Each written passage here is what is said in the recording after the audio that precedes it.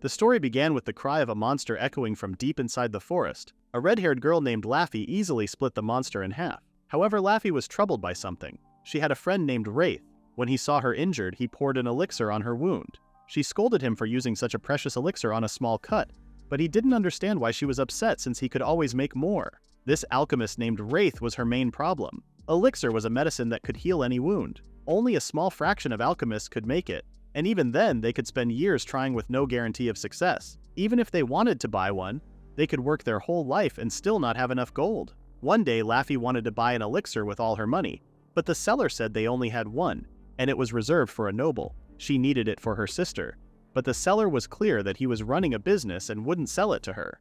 She offered to do anything and started begging, but the seller was not interested. Disappointed, she started walking away. She bumped into a man who could barely walk and he fainted on her. She asked if he was all right and his stomach answered with a loud growl. This man was Wraith. When she brought him some food, he thanked her and said he was an alchemist. To show his gratitude, he offered to make her anything she wanted with alchemy. She immediately said an elixir, but then regretted it, thinking if he had something that valuable, he wouldn't have been starving. To her surprise, Wraith agreed and gave her an elixir. She was shocked and asked where he got that, to which he responded that he made it. Laffy checked the elixir if it was real, and according to the color, the magical energy coming off this small bottle that was the same as the one she saw in the shop earlier was real. Laffy offered to pay as much as he wanted in exchange for this elixir. He reminded her that this was a thanks for the bread she bought. She still wanted to do something, so he asked if she could tell him where he could sell potions. Apparently, it was his first time here in the capital. While they were walking, she asked why he wanted to sell potions, and he responded that his wallet was stolen, so he was penniless now. Laffy brought him to the Adventurers Guild and they entered. Inside the guild, everyone seemed interested in Laffy as she was an S-ranked. Wraith asked if she was famous, and she said that it was inevitable to not be famous when you reach S-rank. They went to the receptionist Amelia and she greeted Laffy. When Wraith introduced himself, Amelia asked if he was Laffy's boyfriend. Laffy panicked and explained that she just found him on the verge of collapsing earlier and helped him out, making him a little offended as she was denying so forcefully. As for why they were here, Wraith explained that he wanted to sell that and put an elixir on the table. Laffy was shocked once again. There were alchemists out there who spent their entire lives trying to make a single elixir, and now this person just pulled 2 elixir like it was nothing. She got more and more curious to know who this man was. Amelia checked it and confirmed that it was a real elixir. She asked if he was really fine with selling something this valuable to them, and Wraith took out 4 more elixirs, saying that he got plenty of them. Amelia's reaction was so noisy that the whole guild looked at her. Laffy grabbed his arm and dragged him to the exit. She asked what was going on here. Wraith didn't seem to understand what she was saying. He said that they were just elixirs. She asked if he made all of them, and he confirmed her.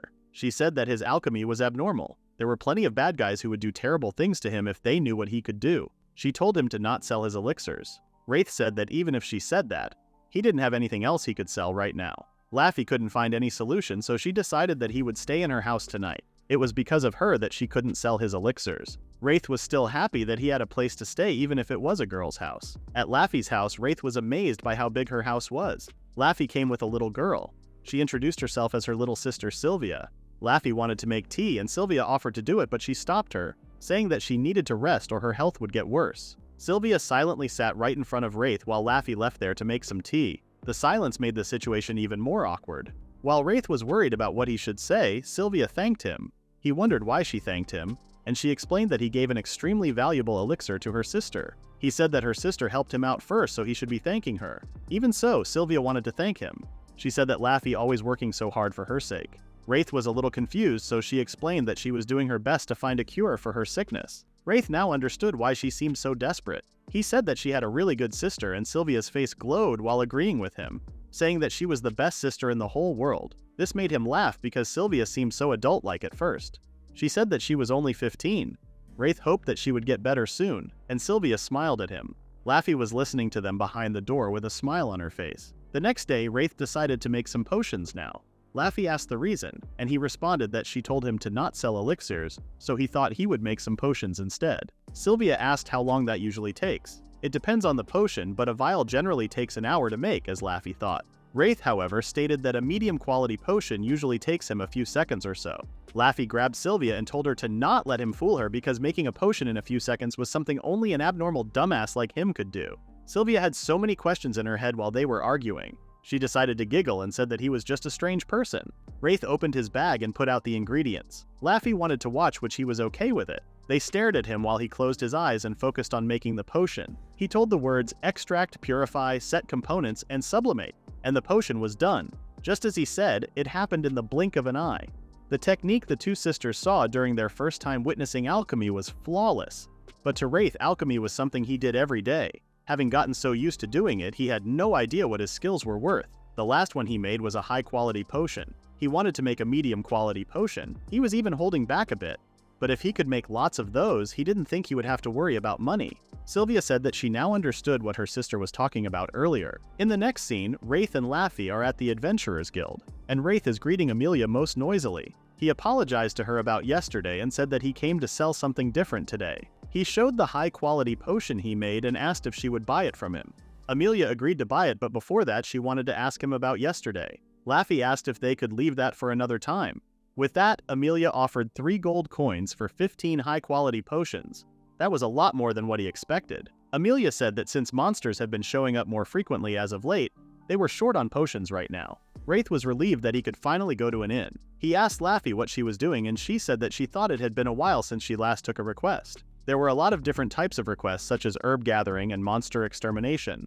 Other than ones that required fighting, there were also ones for finding lost cats, making potions, and so on. Hearing the details from Laffy, Wraith started to grin as she was regretting her decisions. Wraith decided to register as an adventurer. It looked interesting to him, and they even give awards. Laffy thought about it.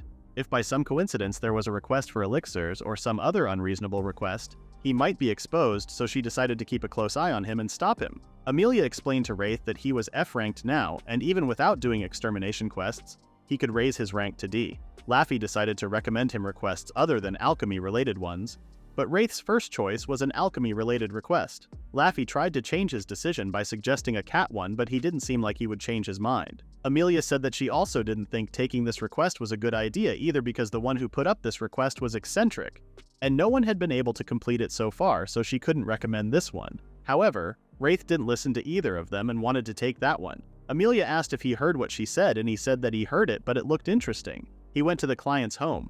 He recalled how Laffy was worried about him. He felt obligated to complete this request without incident to put her mind at ease.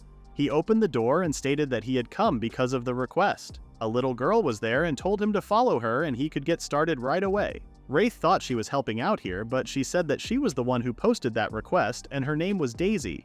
She also mentioned that they were about the same age. Wraith apologized for mistaking her for a small kid. She told him to shut up and follow her. They entered a room and Daisy explained that he was going to help her to extract and purify those herbs. The extract was distilling a herb into a liquid containing its effects, and purify was to remove impurities from the liquid produced from the extract. She told him to do as many as he could, and before she left, she told him to do his best to not let him down with an evil smile. Wraith shuddered with the pressure of the request. He started doing it, and his work, both in speed and thoroughness, must have been over 50 times greater than that of a normal alchemist's. After doing it for a while, he wondered if this would be enough, but decided to not rest as she told him to do as many as he could. If he kept going and handily finished his first request, he could get praised by Laffy, and she would understand that he could do these requests by himself, so he continued working. After a while, Daisy noticed that it had been pretty late, so she decided to check if he was slacking off by now. She opened a door while saying that he could take a short break if he wanted. She was stunned by how full the room was. The herbs had been used up and those were made from the ingredients here. She started yelling at him, asking how he could do this much in such a short amount of time. He said that he just used alchemy like normal. Daisy was even angrier now because normally didn't explain how he did all of this so fast. She was yelling at him, ordering him to tell her how he did it. Wraith decided to show it to her, and seeing him extracting and purifying the herbs like it was nothing made Daisy tremble. As Wraith kept acting like it was normal alchemy, she eventually fainted. When she opened her eyes, she was lying on Wraith's lap, wondering why his face was so close. As she realized what position they were in, she slapped his face and yelled at him. She said that this sort of thing should be done with the person you like with a red face. Wraith apologized and explained himself by saying that he would have felt bad if he just left her passed out on the floor like that. Daisy believed him and then took a look at the room to confirm that she was not dreaming. She said that his ability was the real deal and wondered why he wasn't more famous. He said that he only came to the capital recently, and before this he was studying alchemy out in the countryside. Hearing this, Daisy had a favor for Wraith. She said that she would like him to come over and help out once in a while, and she wanted him to teach her alchemy too. Wraith was surprised. Unfortunately, he didn't have any experience in teaching, but it sounded interesting, so he accepted. Now that it was decided, Daisy showed her the request paper and he signed it. He said that he would bring this to the guild right away and left there. With that, Wraith finished his first request with a promise that he would teach her alchemy for some reason. At the guild, Amelia congratulated him on completing his request. She didn't think that he would be the one to complete it. She gave him his reward, which was 1 gold coin. Wraith turned to Laffy and said that he could complete the request on his own. Laffy glared at him and told him to repeat what he said earlier. Wraith froze. 30 minutes earlier, he entered the guild with a completed request. He said that the quests were tough. The request was to do as many as you can, so he didn't know when to stop. He just did it normally and ended up filling the whole room, and the client was so shocked when she saw it that she passed out. And so he also promised that he would teach her alchemy after that. Recalling this, he admitted that he overdid it a little. Laffy reminded him that it was not a little incident. He made the client pass out. And another thing, she told him that she was pretty sure he was being taken advantage of by that client. She got him to agree to come over regularly to help out with her ridiculous alchemy, and for him to teach her alchemy too. To the client, it must have been pretty much the perfect outcome. Wraith now realized what was about her precious smile. Laffy said that it was not a bad thing to be nice to people, but he needed to be more cautious and be more aware of his own worth. It was pretty hard to learn his own worth, as Wraith said. In the next chapter, 2 adventurers are talking about a rumor about an alchemist. She said that an alchemist with lots of elixirs showed up at the guild and asked if he thought it was real. It sounded like a big lie to him. While talking, they heard something weird. A few days after Wraith became an adventurer, as promised, he accepted Daisy's request. At her shop, he told her that it was hard to know your own worth. Daisy asked what was this all of a sudden, and he explained that a friend of his told him that he should be more aware of his own worth. So he had been trying to think of how to do that. But it was harder than he thought. Daisy didn't know he had friends. Wraith was shocked that she thought of him as some friendless loner. Daisy said that the most important thing was to do things in moderation.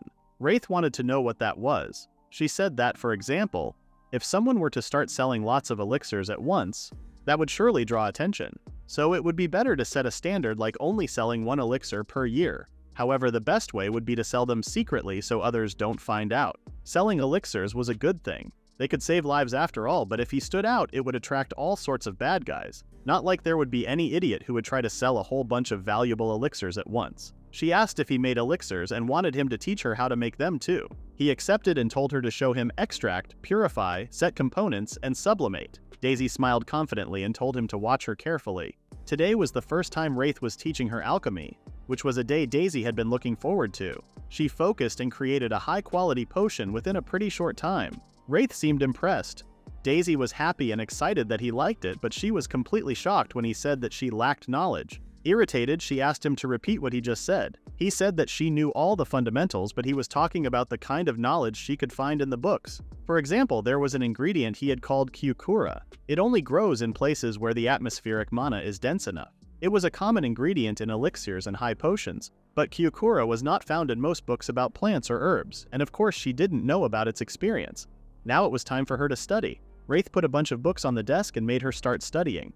She couldn't believe he was really making her study. She asked if studying would improve her alchemy, and he responded by asking if she knew about the lamu herb. She said that it was primarily used to stop bleeding. It was most effective when ground up and applied directly to a wound. He said that she was right. The alchemists take its clotting effect and amplify it with alchemy, producing a potion that can treat wounds. Here they have the potion that she made from lamu, and one that he made.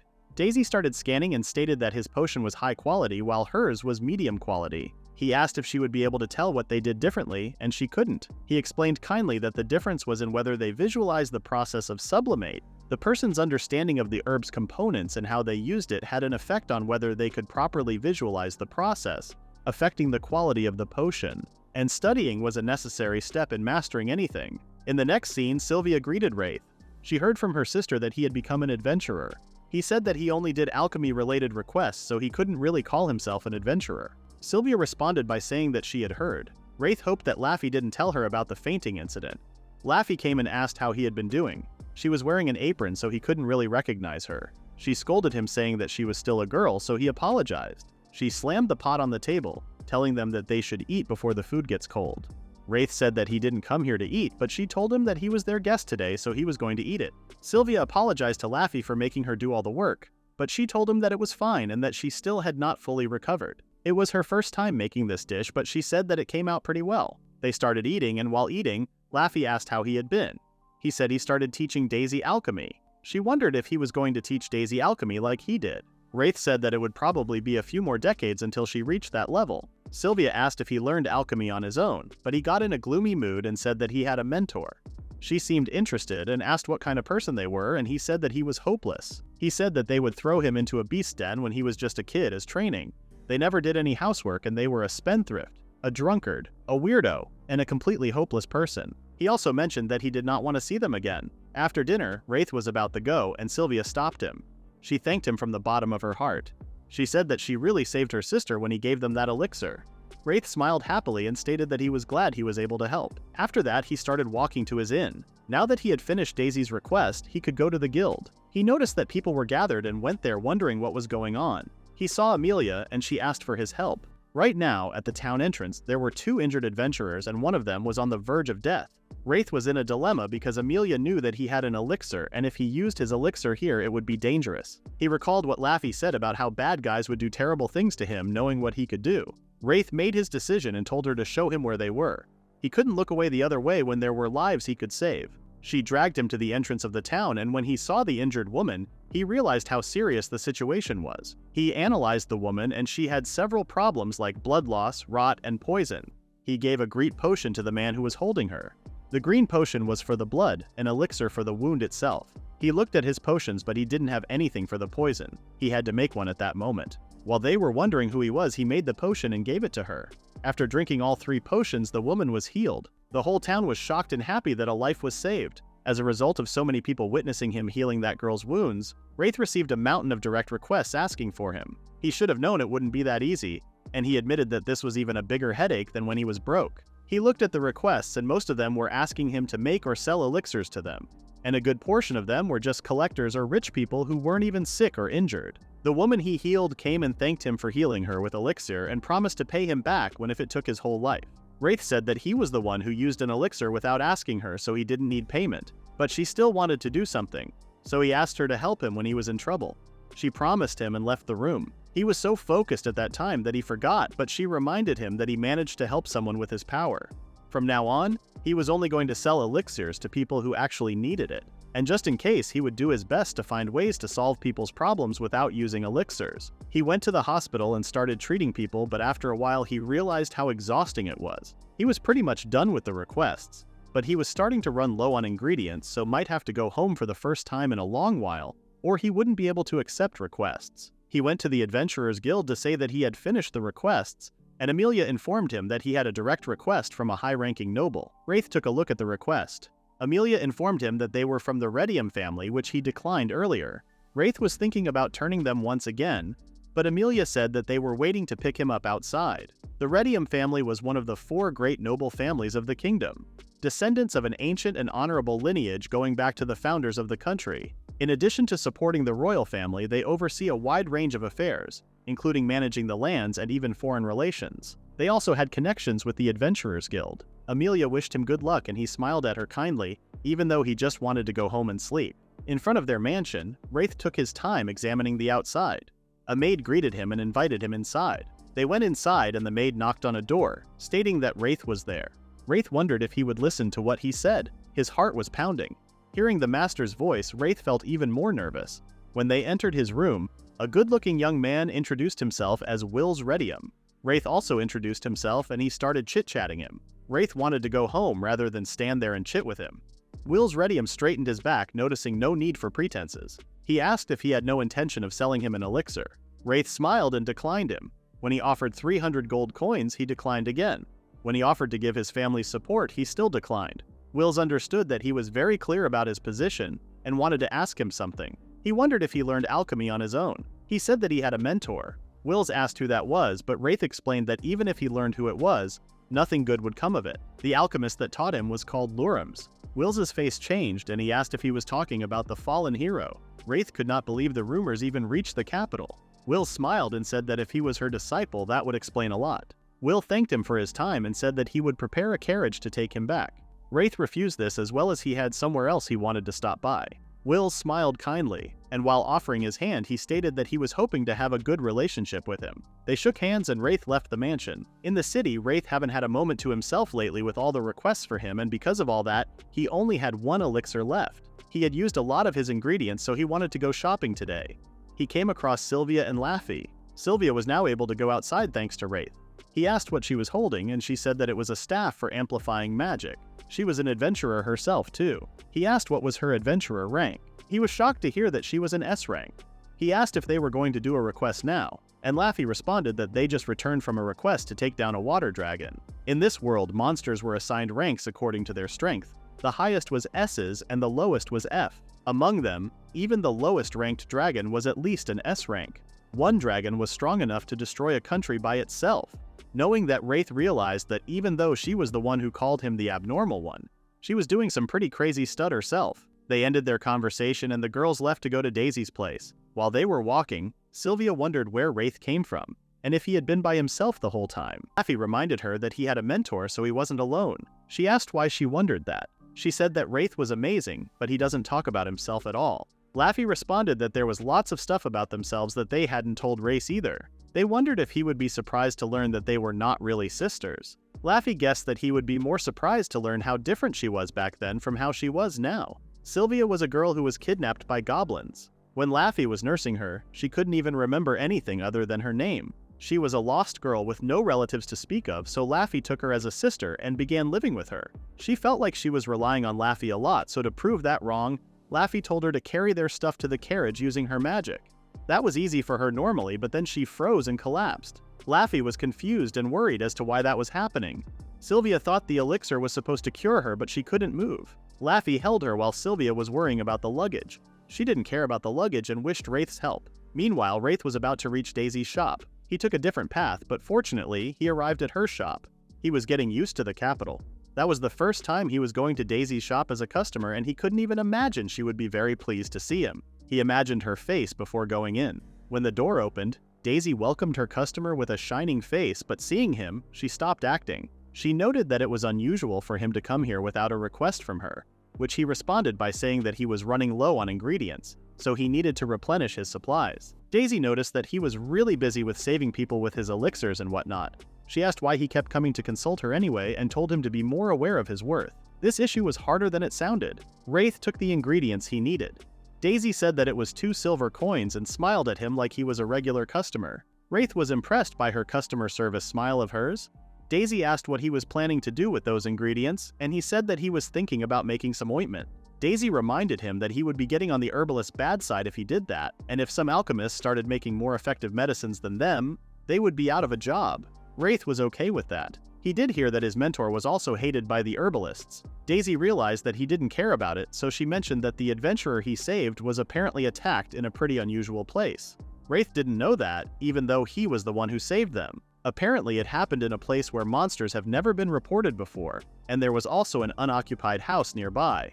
The wound he treated had both poison and rot in it. There were several poisonous monsters, but not many monsters could inflict rot. The wound could have been from an undead-type monster, or it could have been from a special weapon. Those were the 2 possibilities. The exact conditions for a monster to appear were unknown, but it was said that they appeared in places where mana was dense. Regardless, strange things happen from time to time. Wraith bought the ingredients and left the shop. When he opened the door, a hand reached for him and started dragging him. It was Laffy. She apologized while dragging him and stated that she would explain it later. She took him to her house and Wraith took a look at Sylvia, who got sick again. Laffy was feeling so guilty that as an S-ranked adventurer, she couldn't save one person. While she was about to beg him to save her, Wraith interrupted her and told her that she was going to be fine. He smiled and stated that he was going to save her. Laffy gasped and bowed to him, thanking him. Wraith explained to her that Saliva was not able to move because of a condition known as magic crystal disease. Magic crystal disease was a condition where magical energy slowly crystallized inside the body, making the inflicted unable to move. The elixir he gave her must have only slowed down its progress instead of curing it. This was the first time he had seen this disease, but he could make a potion to cure this disease. The only problem was that he didn't have the ingredients to make it. Laffy volunteered to gather the ingredients, but he said that she was not familiar with the herbs. He suggested she come with him to his house. There were monsters there, but it also had the ingredients he needed for the potion. Laffy gladly accepted to help him. The crystallization seemed to only be in her hands and feet. The time it would take to reach her heart was about 7 days. He told Laffy that Sylvia had about 7 days before the condition became critical, so they still had some time. They were going to leave tomorrow morning. Until then, he had things he needed to prepare, so he headed home now. Before he left, Laffy stopped him and thanked him for his help. Wraith grinned. At home, Wraith was busy in her laboratory. He added the poison antidote to the ointment and mixed the monster warding potion with the curing potion. Lastly, he took out his ring and put it on the table. The next morning, Laffy was ready with the carriage. They got on the carriage and headed to gather the herbs that Saliva needed. On the road, Wraith asked if there was anyone taking care of Sylvia. She said that Amelia was looking after her. Wraith knew she was probably doing it for Laffy. Laffy must have lowered her head and begged her to do it. He can't even think of anyone better to look after Sylvia right now. That being said, he said that there was something he had been wondering after examining Sylvia. He said that magic crystal disease originally came from the Northeast, and it was not a disease she would contract in the capital. He asked if Sylvia ever visited the Northeast. Laffy said that she had not since she met her. With that, Laffy didn't see any point in hiding and confessed that they were not biological sisters. She saved her after she lost her memories, and since she didn't have any relatives, she took her in. Wraith listened to her carefully. She said those words so easily, but to make such a decision when she was even younger than she was now was not something that could be taken lightly. Knowing that she lost her memories, it was possible that she originally came from the Northeast.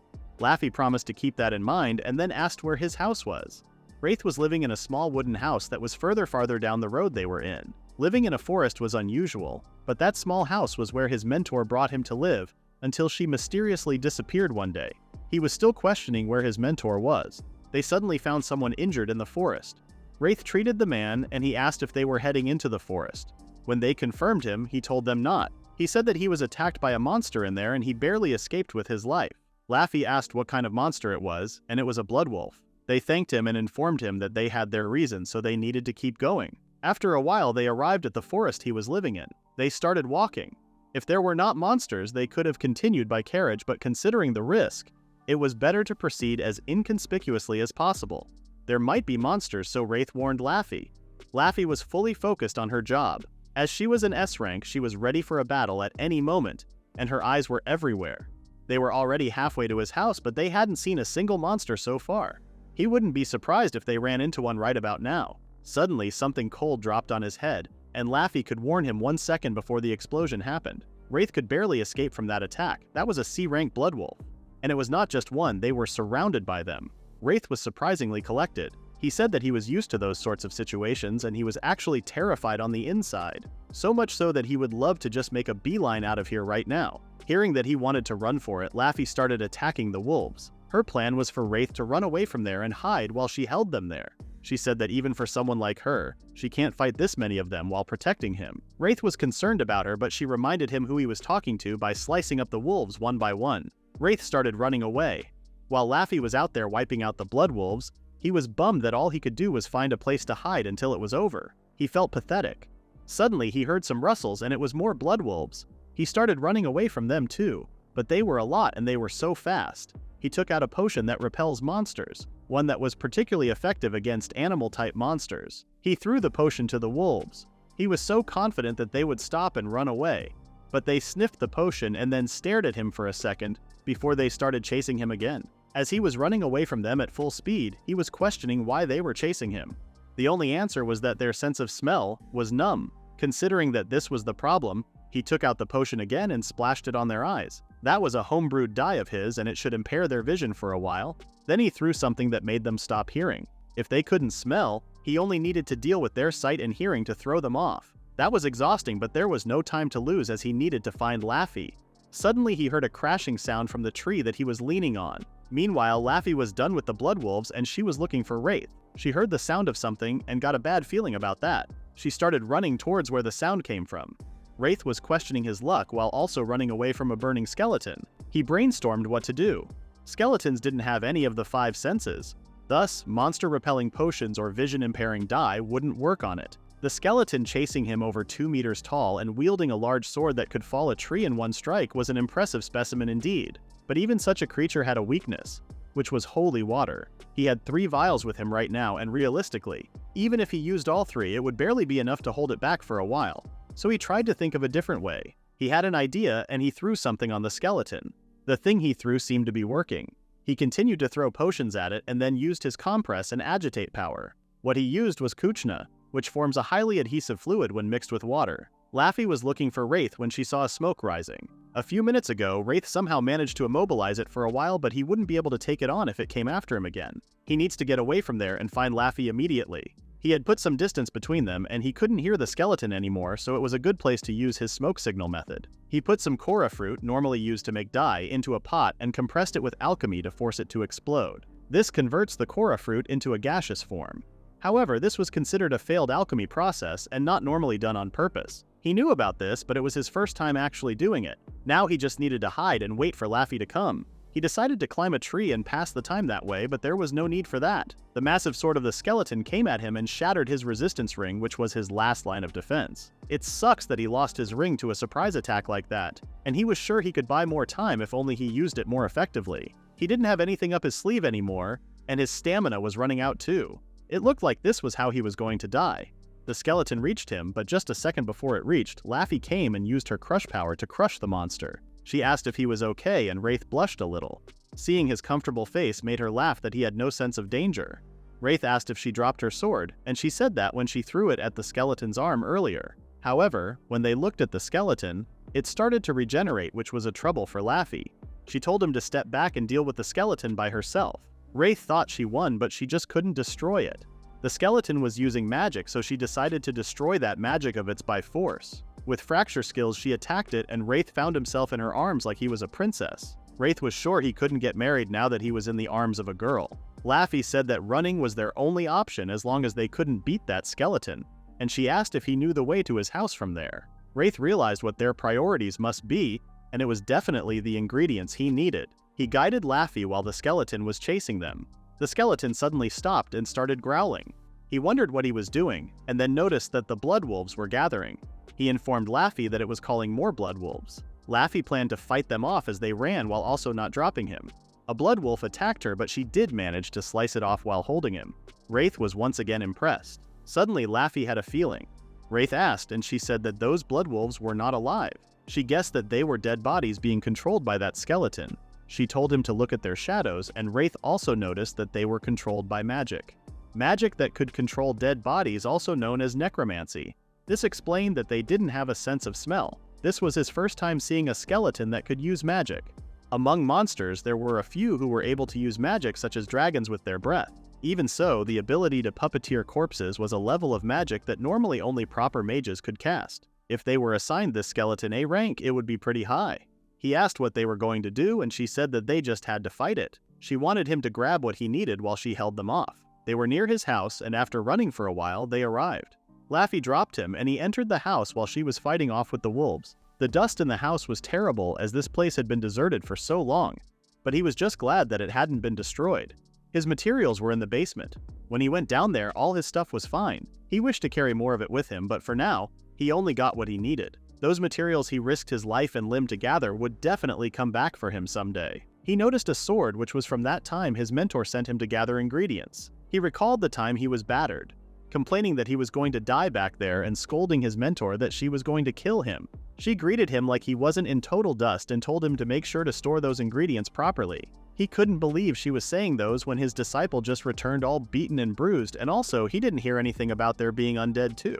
Because I didn't mention it, she said while acting cute. Wraith was sure she would get him killed one day. She started laughing and said that she didn't know there were undead there either. Undead were easy to deal with anyway, just slapping holy water on them would be enough. But Wraith reminded her that he couldn't use magic like her. If he tried, he would be minced meat before he even had a chance to splash it. She responded that he would be closer to a fillet than minced meat, which wouldn't matter when he was dead.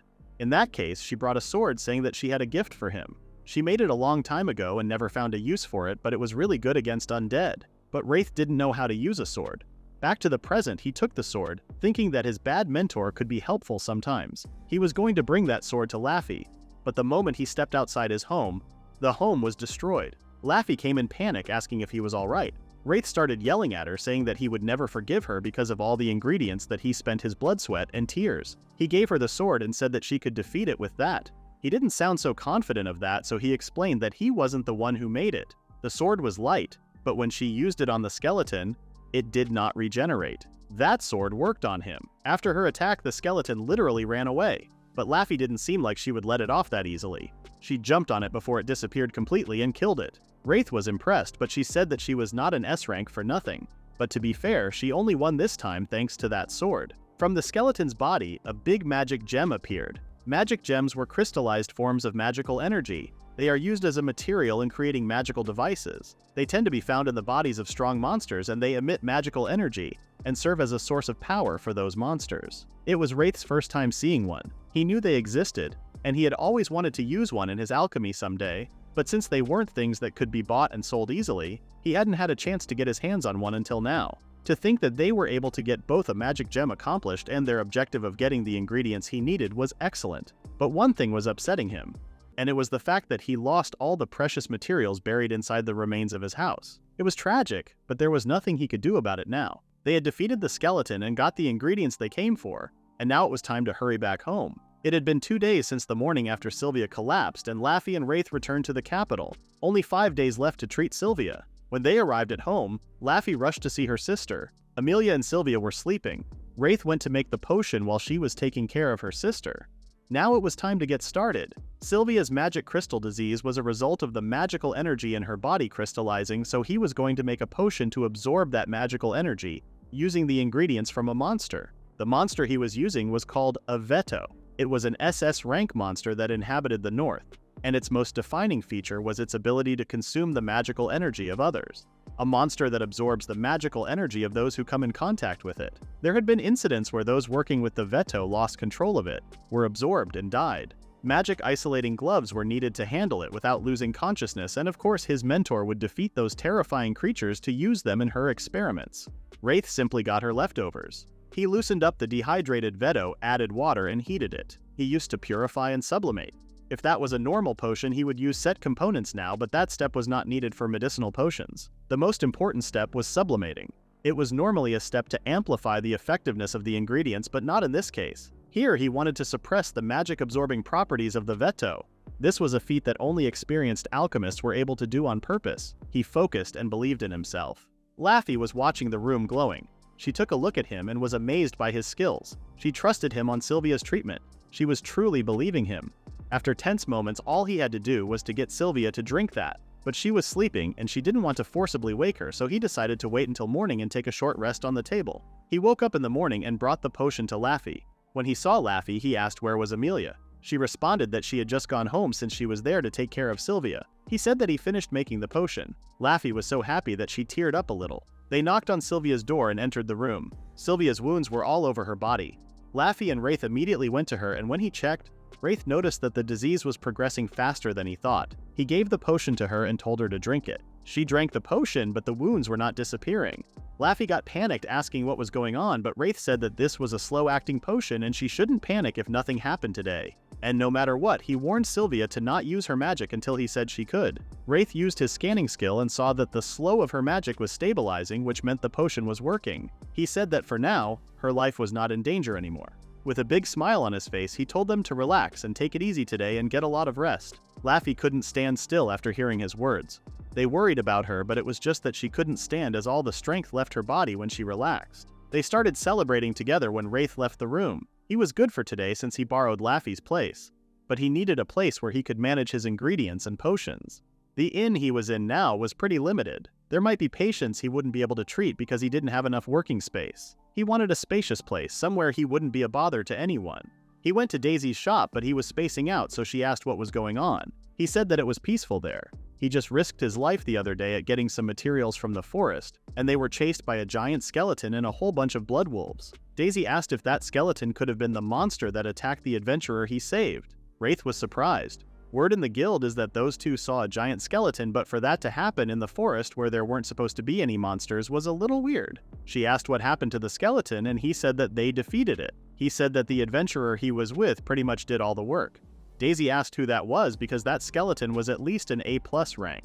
He said that he was with the adventurer named Laffy. She recalled that Laffy was the name of the S-ranked adventurer who was the youngest. She was impressed that he knew someone that famous as he hadn't been here in the capital for half a year. The next day arrived and Sylvia was better. Her magic circulation was pretty healthy too, and she made a complete recovery.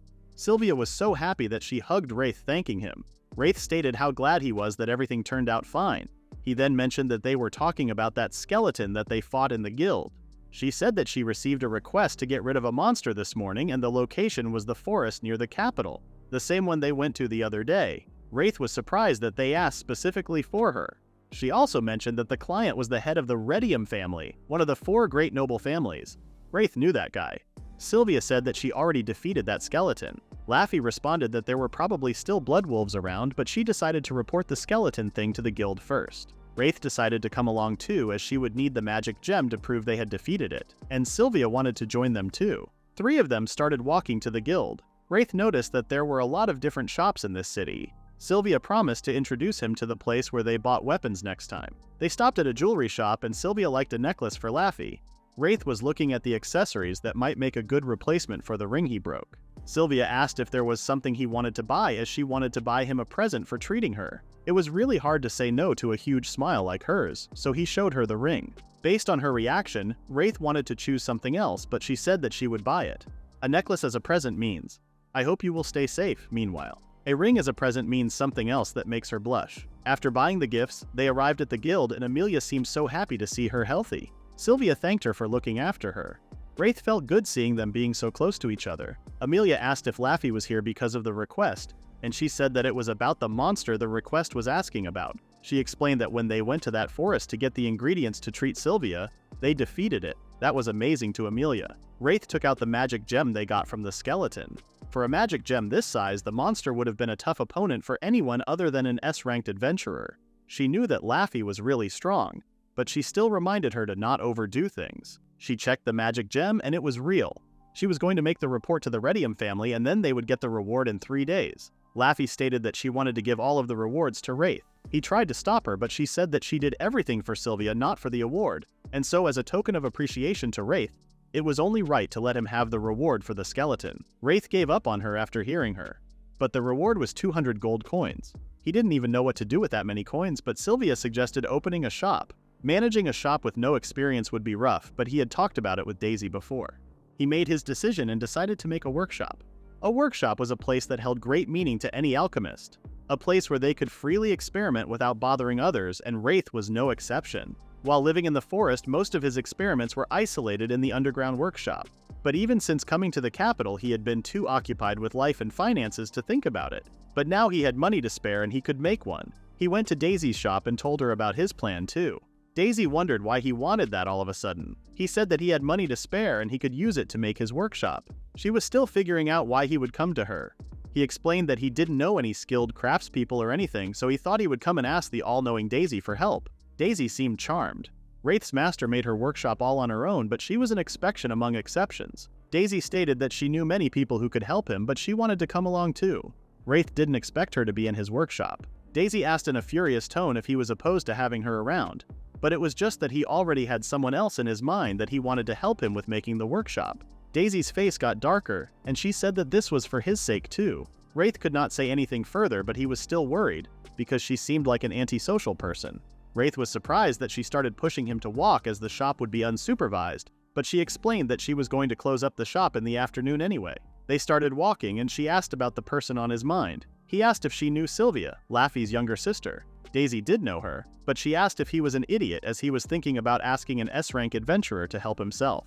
Wraith explained that he wasn't the one who suggested that. After that, he asked what was the person who knew how to make a workshop like, and she simply responded that they were a total weirdo. Wraith didn't scared as he already knew a weird person, which was Daisy. They arrived at a normal-looking house and knocked. When the door opened, a happy woman screamed because of her happiness to see Daisy. She hugged her tightly while she was yelling for her to let her go. Wraith did not expect her to be this strange. Daisy pushed her, saying that it was enough. The woman started tearing up, explaining that this was how she expressed her eternal love for her. But she responded cruelly that she did not need it. Then the woman noticed Wraith. He introduced himself and she seemed to hear about him. Her name was Nicola. Nicola asked why they came to her. He said that he wanted to make a workshop and Daisy brought him to her. Nicola seemed happy that Daisy preferred her. About his request to make a workshop, she asked if it would be his first workshop while taking out some paper. Wraith responded that he had one before and he had an idea of what was needed. This time he wanted to make one in the 2-story building he was living in. He already had a prototype for the workshop, so he would like to base it on that his budget was 200 gold coins. But he could add a little more if it was not enough. Nicola said that with a budget like that, There were many that they could do, and asked what he was planning to use the workshop for. He was planning to use it mainly for making potions and magical devices. He then remembered to show her the magic gem, asking if it would be useful as part of the workshop. Nicola seemed impressed. She asked him to show her where he wanted his workshop to be, and they would discuss the price after she had seen the place. They waited for her while she got some things ready. While waiting, Wraith asked how she knew Nicola, and she said that she met her when she was an adventurer, and hadn't been able to get rid of her since. He was shocked to know that she was an adventurer. Nicola came and they started walking. He showed them the place that would serve as his live-in workshop. The place was quite big. They entered inside and Nicola started examining the place. She decided to make her quote now, and about that magic gem, she asked if he would like to use it to store magical energy. Wraith was surprised because magic gems were mainly used as materials for magical devices, or as devices themselves, and she was suggesting none of them. Nicola explained that he already had a lot of magical devices in his workshop, and it must be a lot of work for him to supply them with magical energy every time. So using the magic gem to store magical energy so that he could use his tools right when he needed would be better. Magical devices require a large amount of magical energy to work. Having a reserve of magical energy would make it a lot easier to work with devices that continuously consume magical energy, so he was in. Nicola then informed him that they would start setting up his workshop in a week or so. She then changed her whole mood, questioning him about what kind of relationship he had with Daisy. Wraith shuddered and wanted to escape from the feeling of terror he was in right now, but Nicola grabbed his neck. Before he could say something, Daisy explained that they had a very good relationship, skipping that it was a teacher-student relationship, and then added that he had been teaching her all sorts of things. Wraith stated that it was a little bit weird way to explain their relationship while trembling in fear. Nicola called Wraith, and with a white face she threatened him about what would happen if he ever laid his hands on Daisy. Wraith swore that he would never do anything to her. Hearing this, Nicola's whole mood brightened and she smiled like nothing happened. She kissed and hugged Daisy and told her that she would be going home now. While Daisy was trying to push Nicola as she was touching and kissing her, Wraith didn't know where to look. When she finally left, Wraith asked if she really wanted to come next week too, but Daisy was still dedicated. She said that there was nothing she could do about how touchy she was. Before she left, she thanked me for today.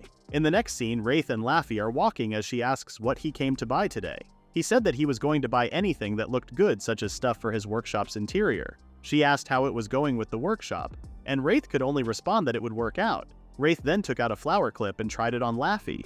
She got embarrassed and said that there was no way that she would look good with something girly like that. A shop owner saw them and asked if they were on a shopping date and offered to give them a discount. However, they were so quick to say that they weren't dating. Wraith started to buy whatever he wanted while Laffy was waiting for him to finish. The next stop was some ingredients for dinner, so he asked if there was anything Sylvia and her liked. She didn't have any preferences, but Sylvia likes sweet things. When Wraith said girls in her age love that sort of thing, she noticed how old he sounded.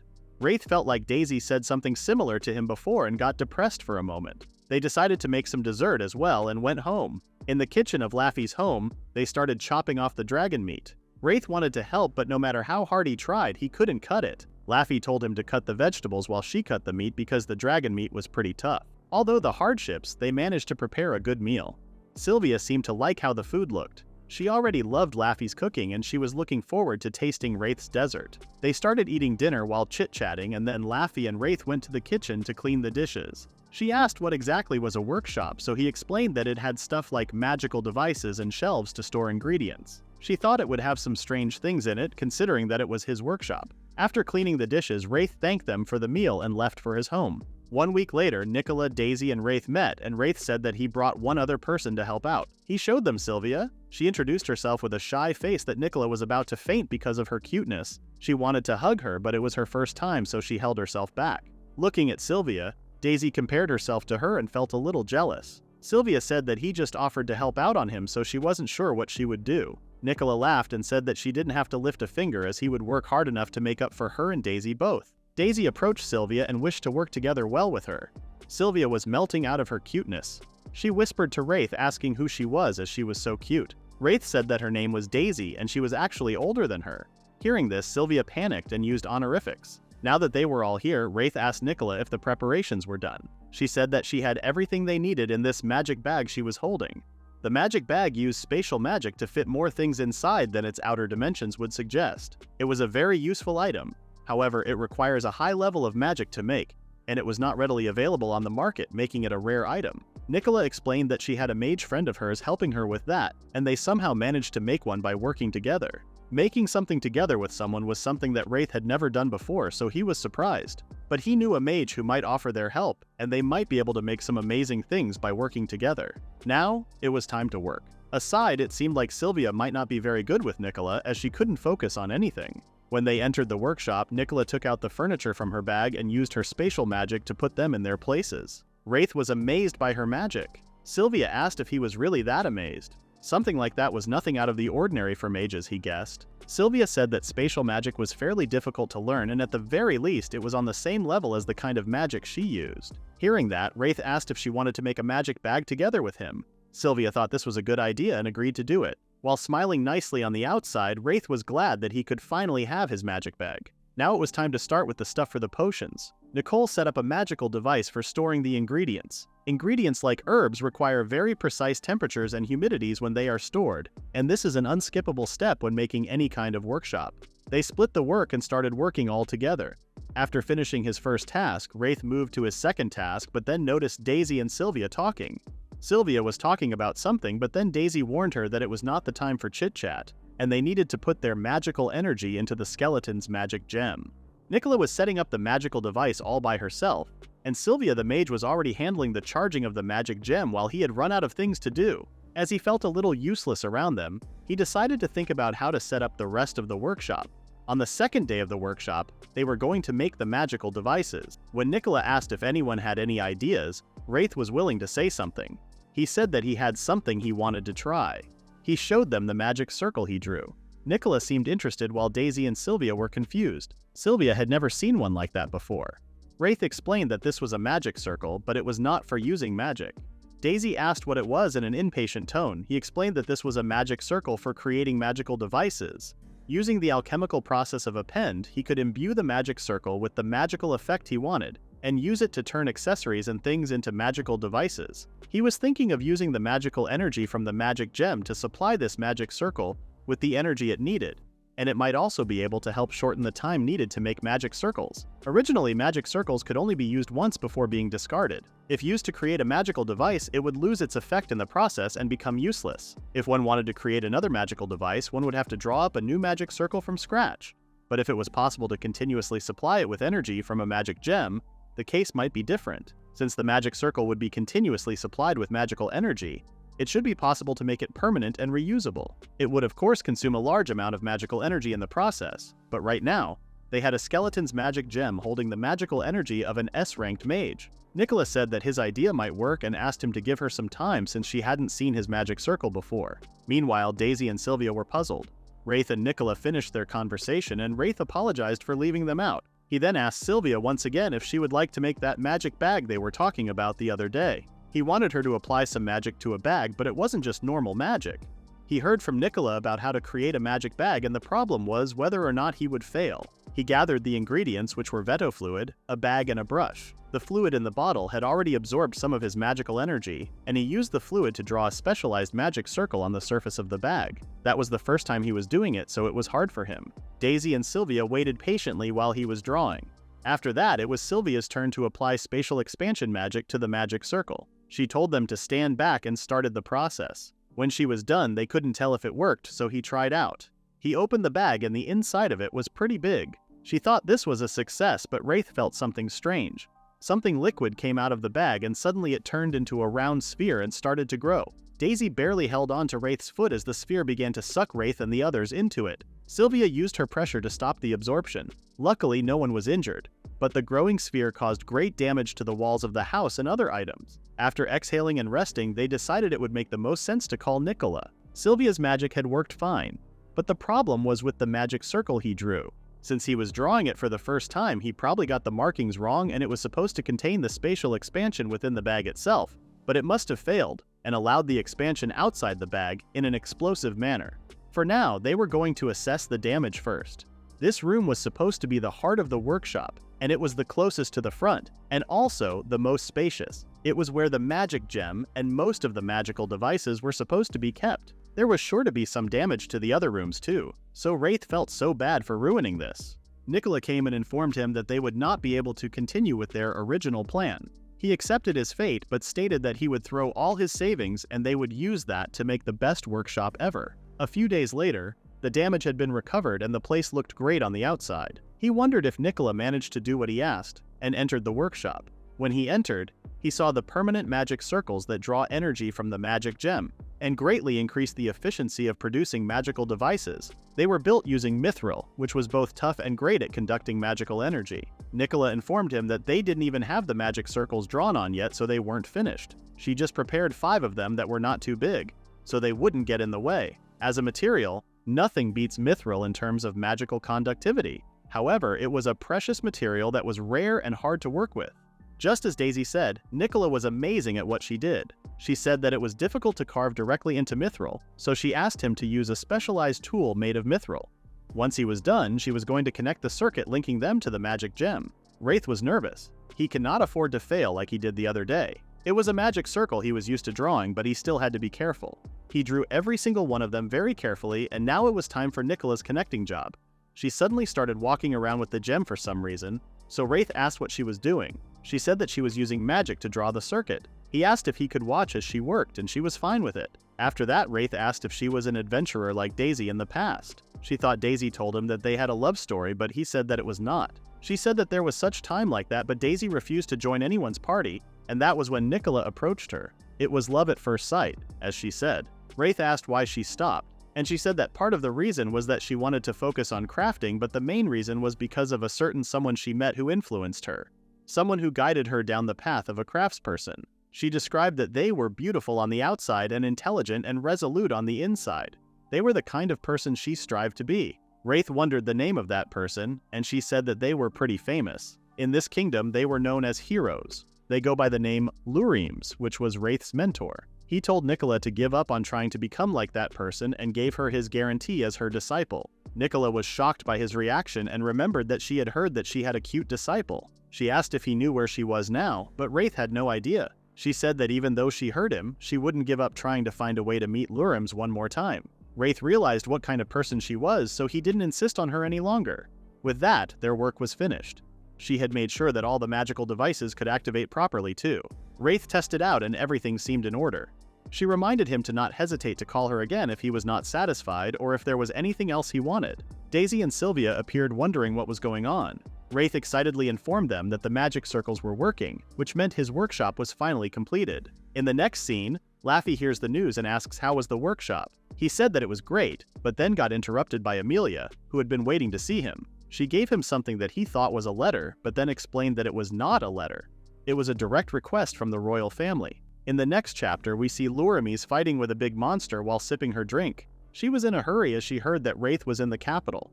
When Wraith was 7 years old, he was with Elixirs and asked her how she became so amazing. She asked him what was the most important when it comes to alchemy, to which he responded that it was knowledge. She said that there was something much more important than that, and that something was practical experience. She put him in front of a monster, telling him to grab that fruit near its nest like it was easy for a 7-year-old while he was screaming out of his lungs. This was what Wraith saw in his dream, and he woke up falling from his chair. The place he was using both as a living and working space had become where he spent most of his time, and falling asleep while working on his alchemy had become a regular occurrence. But compared to when he was under his mentor's guidance, his life was much more comfortable now. But there was one thing he was a little worried about, which was the letter from the royal family. It was delivered as a direct request for him to come to the royal cast in 3 days. He wasn't planning to turn down a request from the royal family, but there was one problem. It scared him that they didn't even include what they wanted him to do.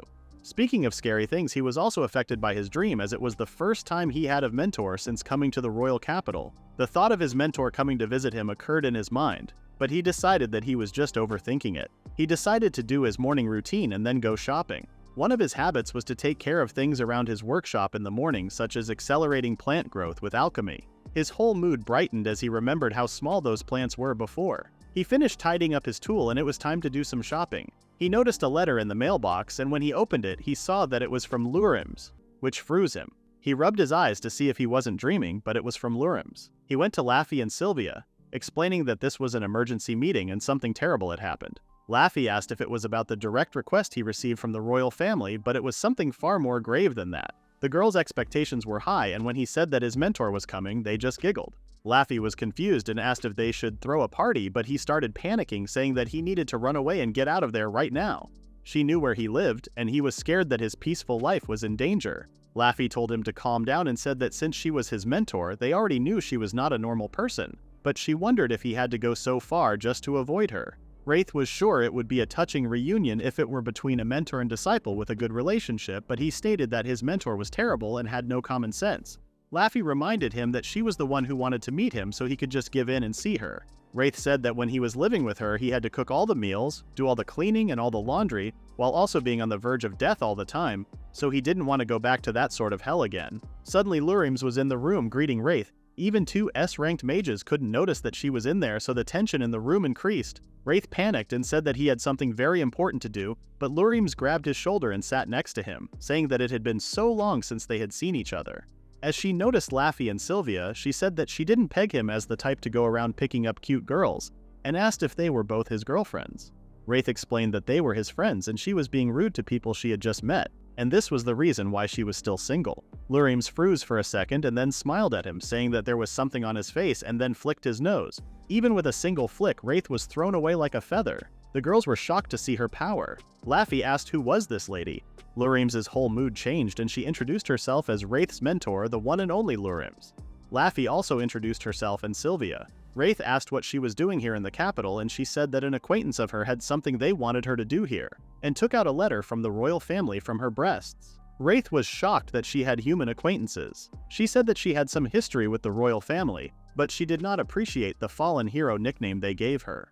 While she was praising Wraith, Sylvia realized something and asked if it was the Lurims who fought off a horde of giant dragons attacking the royal capital and helped rebuild the city afterward. Lurims was surprised that a young girl knew her, but apparently she was famous for being the apex of all mages. Wraith asked Laffy if that was true, and she said that it was true. However, after helping with the reconstruction, the compensation she demanded was pretty outrageous. As far as Wraith knew, she wasn't interested in money, so he thought they might mistaken her for someone else. But when Laffy explained that she demanded to be allowed to drink for free at every establishment in the royal capital, and she drank every one of them dry, and it went on for 3 days and 3 nights, and forced the reconstruction celebrations to be delayed, he knew it was Lurims. Sylvia told about Wraith and how he saved her life, and Lurims smirked at him. Wraith said that he also got the same request and asked if she was going to accept it. She said that it depended on what it was and she had to be careful because all that was written was to come. Wraith got even more suspicious, thinking why they would even hide from his mentor. Lurims wanted to teach Sylvia some magic while they were here, and she was so happy. Wraith wanted to tell her to not be invested in her, but when he saw her face, he couldn't say it. But there was the fact that Sylvia was an S-ranked adventurer, so even if she threw her into a dragon's nest, she would be able to take care of herself. Lurims decided to start tomorrow, and Wraith excused himself. Laffy and Sylvia had a request to get to after that. He asked Lurims what she was going to do, and she said that she didn't have anything to do right now, so she would follow him. They went to his workshop and she seemed to like it. Daisy was annoyed that Wraith was late, but then asked who that lady was. Lurims introduced herself, and Daisy wanted to confirm if she was the fallen hero, which she confirmed. The way Daisy stared at her made Lurims sweat like a nervous child. Wraith asked Daisy if she had enough time, and she said that she had received a rare ingredient today, and it would take more time than usual to process. Before they started, Daisy asked if there was something she came for, and Lurims offered to help out as an apology for holding up her disciple here. Daisy accepted and then showed them the rare ingredient. It was a plant found in the southern troops that is used in cooking and medicines. Lurims asked how she was going to use it, and Daisy said that they would use it for medicines. After confirming that they had enough of them, Lurims started the process. She said that Kern had heat-preserving and antibacterial properties, but the tiniest mistake in its processing could give it a unique stink and make it unsellable. She was good at controlling it with magic, so she was pretty comfortable. Daisy and Wraith were amazed. Lurims asked for magic bottles as they were best kept inside them, but Wraith was still making them. She decided to use her own and snapped her fingers. A bunch of bottles appeared in the room and Daisy was for sure amazed. She was waiting for her to praise her a little, but Daisy was not a person like that. Wraith said that the mentor used a style that blends alchemy and magic, so it was different from how he did things. This was the first time Daisy had seen someone able to use spatial magic and control magic at the same time and put Wraith and Lurims in the same place. Wraith objected that he didn't drink and do his chores and had more common sense than her. Lurims said that she knew all about how he could produce elixirs left and right, but Wraith reminded her that she was made elixirs to pay her drinking tabs. Daisy looked at them fighting and then at the bottles and realized that they were both people who didn't know their worth. The next chapter begins with Wraith questioning why Lurims was following him like it was the most natural thing in the world. She explained herself by saying that checking out their disciple's workshop was one of the duties of a mentor.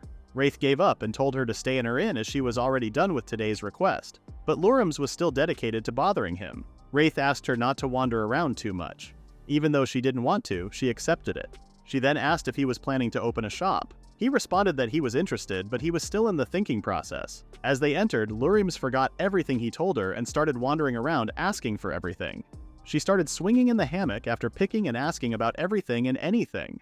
Wraith wondered if she was planning on staying here while she was in the kingdom. She confirmed him, and Wraith realized that he would need to cook for her, deal with her laundry, and clean the unremovable stains again. While his mood became gloomy, she thought he was happy to be able to live with his mentor again. She also asked if he had some alcohol, but Wraith reminded her of his age. Wraith asked where she was all this time. She said that she was gathering ingredients and meeting friends. His mentor was able to use translocation magic, but it uses a large amount of magical energy, so she can't use it consecutively. She then wondered why he was in the capital, and he explained that monsters started showing up around that small house and he ran out of money too, so he wanted to sell potions. It was true that it had been rough ever since he left that house, and now he had been under the pressure of his mentor and the request from the royal family. Wraith decided to eat something, but Lurims didn't get up, saying she couldn't cook. He could not believe she did not know how to cook when she could use both alchemy and magic. It can be said without a doubt that Lurims was utterly unable to cook. The one time Wraith ate Lurims' cooking, he ended up immobilized from the stomachache. She decided to look at the other rooms while he was cooking. Lurims was thinking about how Wraith had grown up. She noticed a room, and when she went inside, the room was so cold. She immediately gets out of the room. She wondered if Sylvia helped with that, as Wraith can't use magic. She went to the last room. It was dim and a little moist, so she thought it was an empty room. But there was something in there. She thought it was a thief, and if it was, she wasn't planning on letting them go. While Wraith was cooking, he heard Lurims' scream and immediately went to find her. She was crying because there were bugs everywhere. Wraith explained that the bugs in this room were really useful because they were able to produce unique threads that could withstand having magic applied to them. It could be used for things like shoes and bags. To cheer her up, Wraith asked her to help him out with something after they had dinner. While eating, Lurims asked about the thing he wanted her to help out. He warned her not to speak while chewing and explained that it was about making a magical device. She was surprised that he couldn't make it, but he said that it required magic so he couldn't do it alone. Lurims proudly told him to leave it to his mentor. Wraith was glad that she was so enthusiastic, but he explained that he didn't need her to use her full power or anything. If she unleashes her full power, the capital won't be here tomorrow. She asked what they were going to make, and he said that it was a bag, the one that uses spatial expansion to fit all sorts of things inside it. All she had to do was apply the spatial magic. He was also hoping that she would lend a hand if anything went wrong. Having a mentor here was as good as having 100 people. He was even using a different method from before to make the bag. He used the thing that made Lurims cream earlier. More precisely, the threads produced by the bugs she saw. Those threads cannot be compared to mithril, and they had magical conductivity and high strength. They were nearly impossible to break with bare hands, and a single thread was capable of supporting the weight of a grown man. He showed the bag where he had inscribed the magic circle into the threads. After making sure there weren't any bugs in the bag, Lurims started the process. When she finished, Wraith questioned if it worked, but Lurims seemed pretty confident. He put something in the bag, and it was confirmed that the bag was working. Lurims expected something rebellious from him, but he comfortably thanked her. Lurims started crying, asking him to bring her out to drink. Wraith reminded her that he was still a minor, but when she told him that he could just drink juice, he did not have any more excuses to reject. In the next scene, Sylvia is in her first magic class with Lurims and Wraith. Lurims asked if she had any requests, and she wondered if she could teach her spatial magic. When Lurims said that she would teach Sylvia magic, she was worried about Sylvia, so he tagged along, but Sylvia looked happy.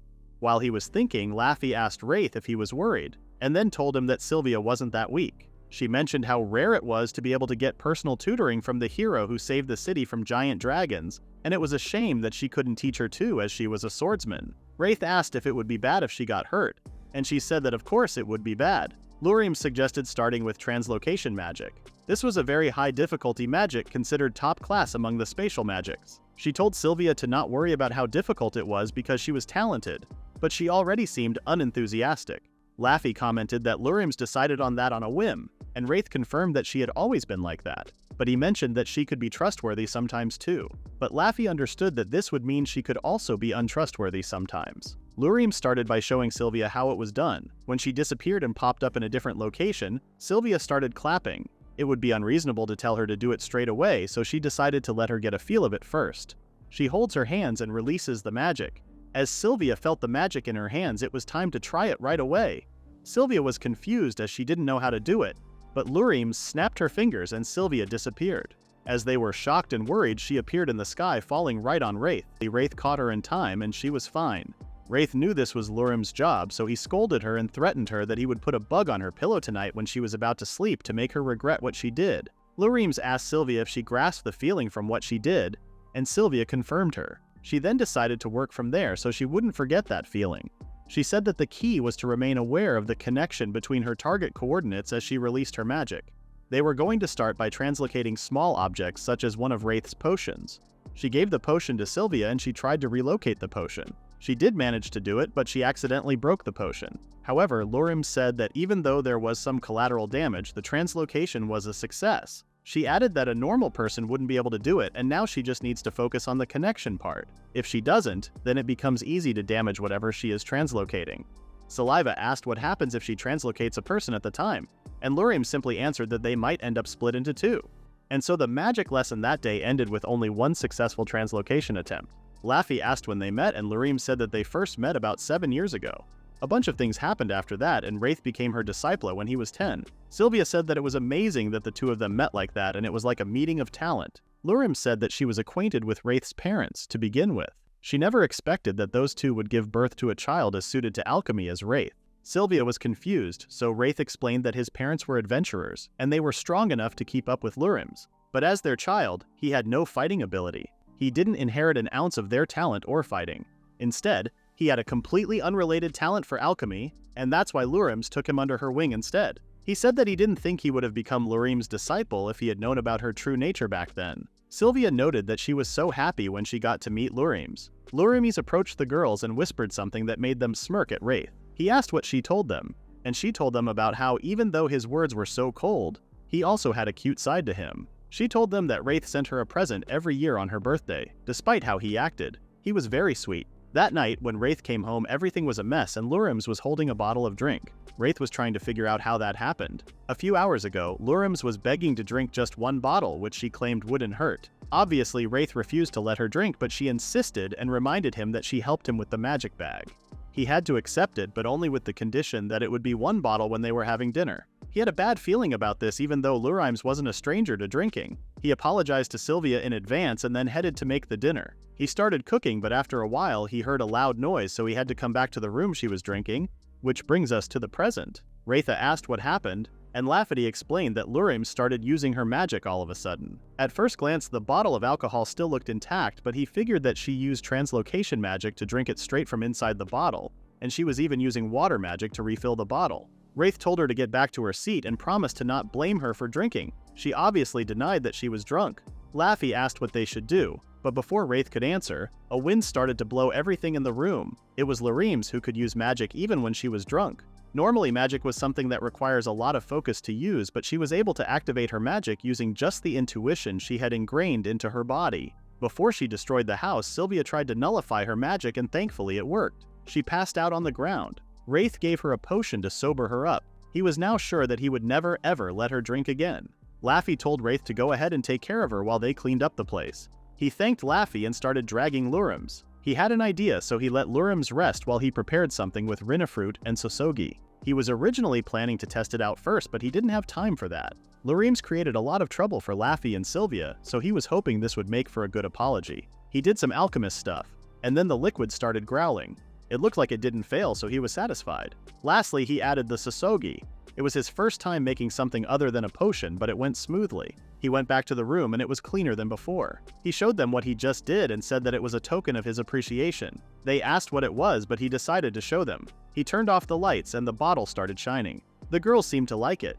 When rinafruit is liquefied, it shines with different colors depending on the light source. Sosogi was a plant that absorbed magical energy from the ground and released it as light when it was dark. When you combine them with alchemy, it gives off a really beautiful light which was very popular in the kingdom. They thanked him and had to leave as they still had that direct request business tomorrow. One of the great noble families that existed in the kingdom was the Linford family. They were the descendants of an illustrious herbalist who participated in a war more than 100 years ago. They also had exceptional talent in magic, and were known for their many achievements on the battlefield. In recognition of their accomplishments, they became one of the 4 great noble families of the kingdom. Since then, The Linford family has produced generation after generation of makes and herbalists and protected the land. Seth Linford, the eldest son in the family, was being scolded by his sister Leisha for sighing, as she believed happiness escapes when you sigh. Even if she told him to not be like that, he was still in a gloomy mood. She tried to make him smile and told him that he looked better when he smiled. She asked if he was thinking about Orda. He did think about him, and he was also sad that there wasn't any news. She then asked if that was about what their father spoke earlier about the royal family. Seth didn't answer her, which meant that she was right.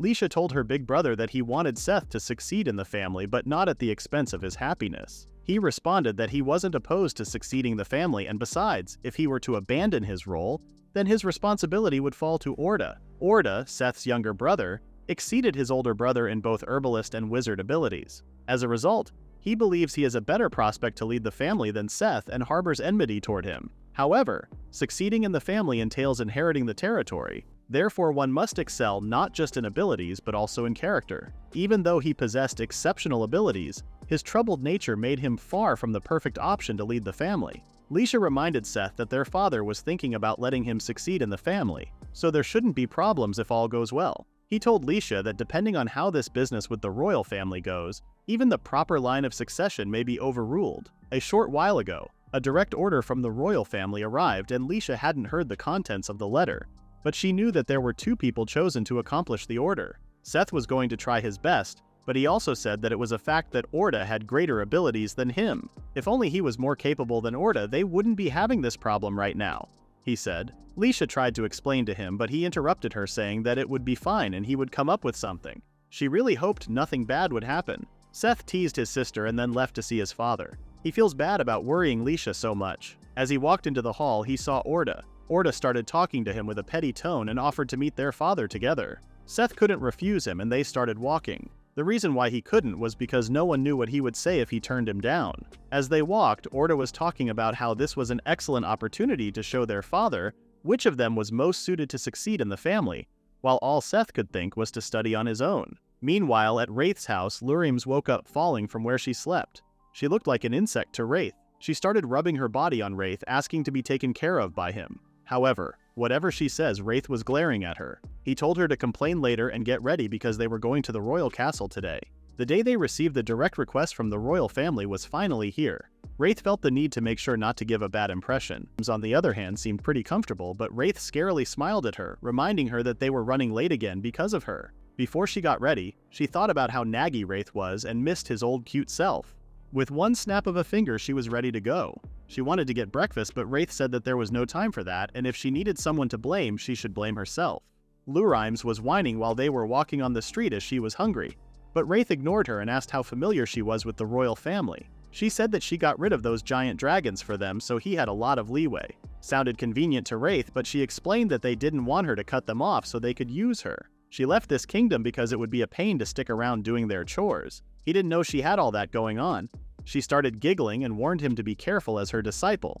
She said that from the kingdom's perspective, they would already have figured out that she was a free-spirited type, and they knew it was really hard to get hold of her to ask for things. With that in mind, the next thing they would have their eye on would be her disciple. In other words, Wraith might end up getting lots of requests in her place from now on. Wraith didn't want to be her gopher.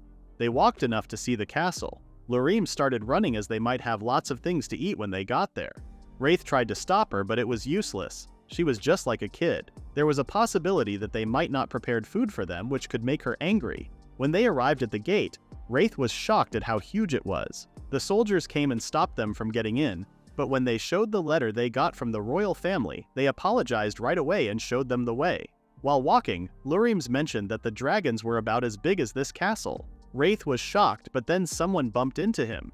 It was Orda, and he called them plebeians. Lurims was furious and questioned what was his problem. As they didn't know him, Wraith wondered if that person was also called to the castle. Lurims said that this was not his fault because he already apologized and he still shoved him on purpose. The maids came and apologized for making them wait. Wraith had a bad feeling about all this. They went inside the room and saw both Seth and Orda waiting. Wraith was confused that they were putting them in the same waiting room as nobles, and the guy from earlier was here too. Lurims couldn't care less about them and only focused on how hungry she was. Seth stood up and approached them. He smiled and introduced himself and then offered some snacks. They thanked him and introduced themselves too. Seth wondered what business they had, and Wraith responded that he was Lurim's disciple, and he was here to accept a request. Seth guessed that Wraith was just like them. Both he and his younger brother Orda over there were here on the orders from the royal family. This made Orda laugh, and he told Seth that respectable nobles such as them shouldn't be mingling with the common fold. Doing so would call their prestige into question. Seth snapped and told him that this was none of his business, but he didn't seem bothered by Seth's words. Wraith could see that they weren't getting along very well, but all he wanted was actually to go home. The preparations were all done and they were ready to enter. However, they were shocked to see Orda appearing in the middle of them, excusing himself. Seth apologized for his brother's behavior. They entered the room and the father of the royal family told them to raise their heads and be at ease. Lurimis greeted Velber like he was her closest friend, asking if he had gotten older. After rumbling for a second, Velber said that not even he could win against age. Lurims asked why he called them here, and she was sure he didn't want to have a friendly chat. Velber said that the two Linfords here already knew why they were here, and he decided to explain to Lurims and her disciple, who were still in the dark. He only had one request, which was the recovery of the symbol of this country, the crystal dragon. The dragon had been worshipped as the symbol of this kingdom for over 300 years, and it was an extremely rare dragon with the ability to produce crystals. He wanted them to save that dragon. Normally its crystals do not crack or discolor, but recently they have begun deteriorating and taking on a dark hue. Even now its body was slowly shrinking. Lurims wanted to confirm that he wanted them to heal this crystal dragon. While Lurims was saying that she couldn't guarantee they would be able to heal it, Orda stepped up and told the king to not worry. He promised to heal this dragon for him. Lurimis didn't like how he was talking big, so she said that her disciple over here would definitely be able to do it too. The king was surprised because Wraith was pretty young. Lurim said that this wouldn't be a problem because Wraith was far more capable than the kiddo over there. Wraith told her not to raise the hurdle for him and promised the king to do his best not to disappoint. Lurims decided to get down to business and asked if anything like that had ever happened before. The king has not been able to confirm any past cases like that. She asked the king to tell them what it normally eats, where it spends its time, and so on. He responded that it eats only metals and usually spends time with his daughter going out in the yard and around the castle. Wraith wanted to take a closer look. The dragon seemed a little uneasy, but it stood still. Wraith used his analysis to see and examine the dragon pretty closely. From his reaction to something, the king asked if he had figured out something. He said that looking at those dark discolorations, it was probably many tiny metals inside the crystal. The king said that the crystal dragon should be completely digesting the metals within its body. Wraith explained that it was either that it wasn't digesting the metals, or that something was happening after it was digested. Either way, he said that the dragon's insides were being clogged. The dissolved metals were normally carried to the surface of the body through its vessels, but now edible metals were blocking those vessels. And then the dissolved metals that come after that would not be able to pass through properly. As a result, he believed that the flow of fluids in its vessels had been halted and was causing a buildup. He then asked if the crystal dragon had been consuming metals as usual recently, and the king said that it wasn't. This could be instinctively feeling a danger to its life and senses, that any further buildup of fluid could very well cause its vessels to burst. In human terms, it must be as painful as bursting your blood vessels. Wraith felt so bad for the dragon and promised to find a way to save it. The king asked if he had any ideas to heal it, and he said that he could try one of the ideas he had thought of right now. The king allowed him to do that, and Wraith approached the dragon. At first, dragon didn't let him touch itself, so he tried to calm it down by saying he was going to save it. He used transform magic on the dragon. Unlike magic, alchemy works on the practitioner's existing material and has to do with the power of influence. With that power, it may be possible to remove the metals inside the dragon's crystals. Of course, this skill had limits, but Wraith's influence was stronger than Lurimis's. Unfortunately, this idea didn't work on the dragon. Wraith should have known it wouldn't be that simple. Lurims suggested thinking of something else. Wraith apologized to King and stated that this was all he could do for now and they were going to come back at a later date when they found a way to resolve this. Before they left the castle, Orda warned him to not get ahead of himself. Seth came and wanted to negotiate with him. In the next chapter, Lurims brought Seth and Wraith to a local place to eat something as she was starving. After eating, Seth asked Wraith to lend him his aid. Wraith was confused, so he asked if he meant he wanted credit for it. Seth corrected him that he was fine with him being the one to complete the request, but the one thing he wanted to avoid was his brother being the one to complete it. Wraith was fine with anyone as long as they could get it done, as the request was for the country's symbol. Seth said that if it was from the royal family, it didn't matter who completed the request, but for him, it was a personal matter. He explained that he was the eldest son of a family that had been considered the top among the noble families. By the proper line of succession, he would be the one to succeed the family. Lurimes knew that they were one of the great noble families known for their herbalists, and they hated her. Seth confirmed that Lurimes was a good alchemist to practically invalidate the existence of herbalists, so in a sense she was their competitor. Back to the issue at hand, depending on the outcome of this request, the successor of the family might just become his younger brother, which is what he was trying to avoid at all costs. That's why he wanted to cooperate with him. Wraith thought about it for a second and agreed to take him up on that. This was not a bad deal because he could have more funds for his shop, and unlike Orda, Seth was pleasant and humble. But there was one thing he was curious about. He asked why he was aiming to take over the family. Seth explained that his younger sister wanted this, and he also didn't want to leave things to Orda's hands. They sat next to him, teasing him for being cute. Seth got embarrassed, so Wraith told him that it was a respectable reason. He also mentioned that he was easy to talk to for a noble. It was true that he tried not to give a standoffish impression, but even so, Seth wondered if he didn't feel the need to be more reserved. He said that he didn't have any experience dealing with people of high status like the Our Great families, but if someone was nice to him, he would want to be friendly with them regardless of their status. As for Seth, he had always lived bound by his status. Regardless of how he felt, others would always reinforce his status on him. That's why he was glad to meet someone like him. They shook hands as he told him that he was looking forward to working with him. Now it was time to discuss their plans. Wraith asked what he knew about the Crystal Dragon, and he said that the Crystal Dragon wasn't even something that the nobles have the chance to see normally, so he didn't have any more information than him. Wraith also didn't have any concrete plans for now. Lurime stated that it would be great if she could try a few experiments, but that would not be possible as they were dealing with the country's symbol. The problem was finding out about those metals. Metals that the Crystal Dragon can't dissolve, or that return to their former state after being dissolved. He asked Seth if there was anywhere in the kingdom where liquid metals were handled. If they could find a liquid metal that could change its state easily, it might be able to meet the conditions he mentioned earlier. And to find out more, they would need to go somewhere that handles liquid metals that were in circulation in the kingdom. He looked at Lurimes, but she only knew where to get a drink in this city. Wraith thought about who would work with liquid metals and then had an idea. Lurimes asked if he had someone, but Wraith was sure it would be bad if Lurimes and that person met. He started brainstorming, which made Lurimes annoyed. She told them to go right now, and they started going somewhere. Lurimes took them to a girl who seemed so excited to see Lurimes. She couldn't even believe she was seeing her. Her name was Nicola, but Lurimes didn't remember her at first. However, after a second she told her that she was the one who nursed her when she was drunk all those years ago. Wraith was about to leave there in embarrassment. He said that they came here today because they were doing a request that required them to look into liquid metals. Nicola seemed to think something was up, but that was inevitable if they had a noble and an alchemist taking on the same request. She said that she knew about several places, so she asked if they were looking for anything specific. He asked if any metals change easily between solid and liquid form. When he touched the crystals of the dragon, he felt a warmth, as if there was blood flowing inside it. If the surface was already that warm, the inside must be even warmer, he assumed. Nicola heard that a new type of liquid metal was imported recently from the south. Wraith guessed that its name was silverite, and he was right. But she said that not much of it was imported, so there wasn't anything left. Seth said that even knowing that was a big help as he could pass the word to his family and have them procure it. Wraith said that it wouldn't work.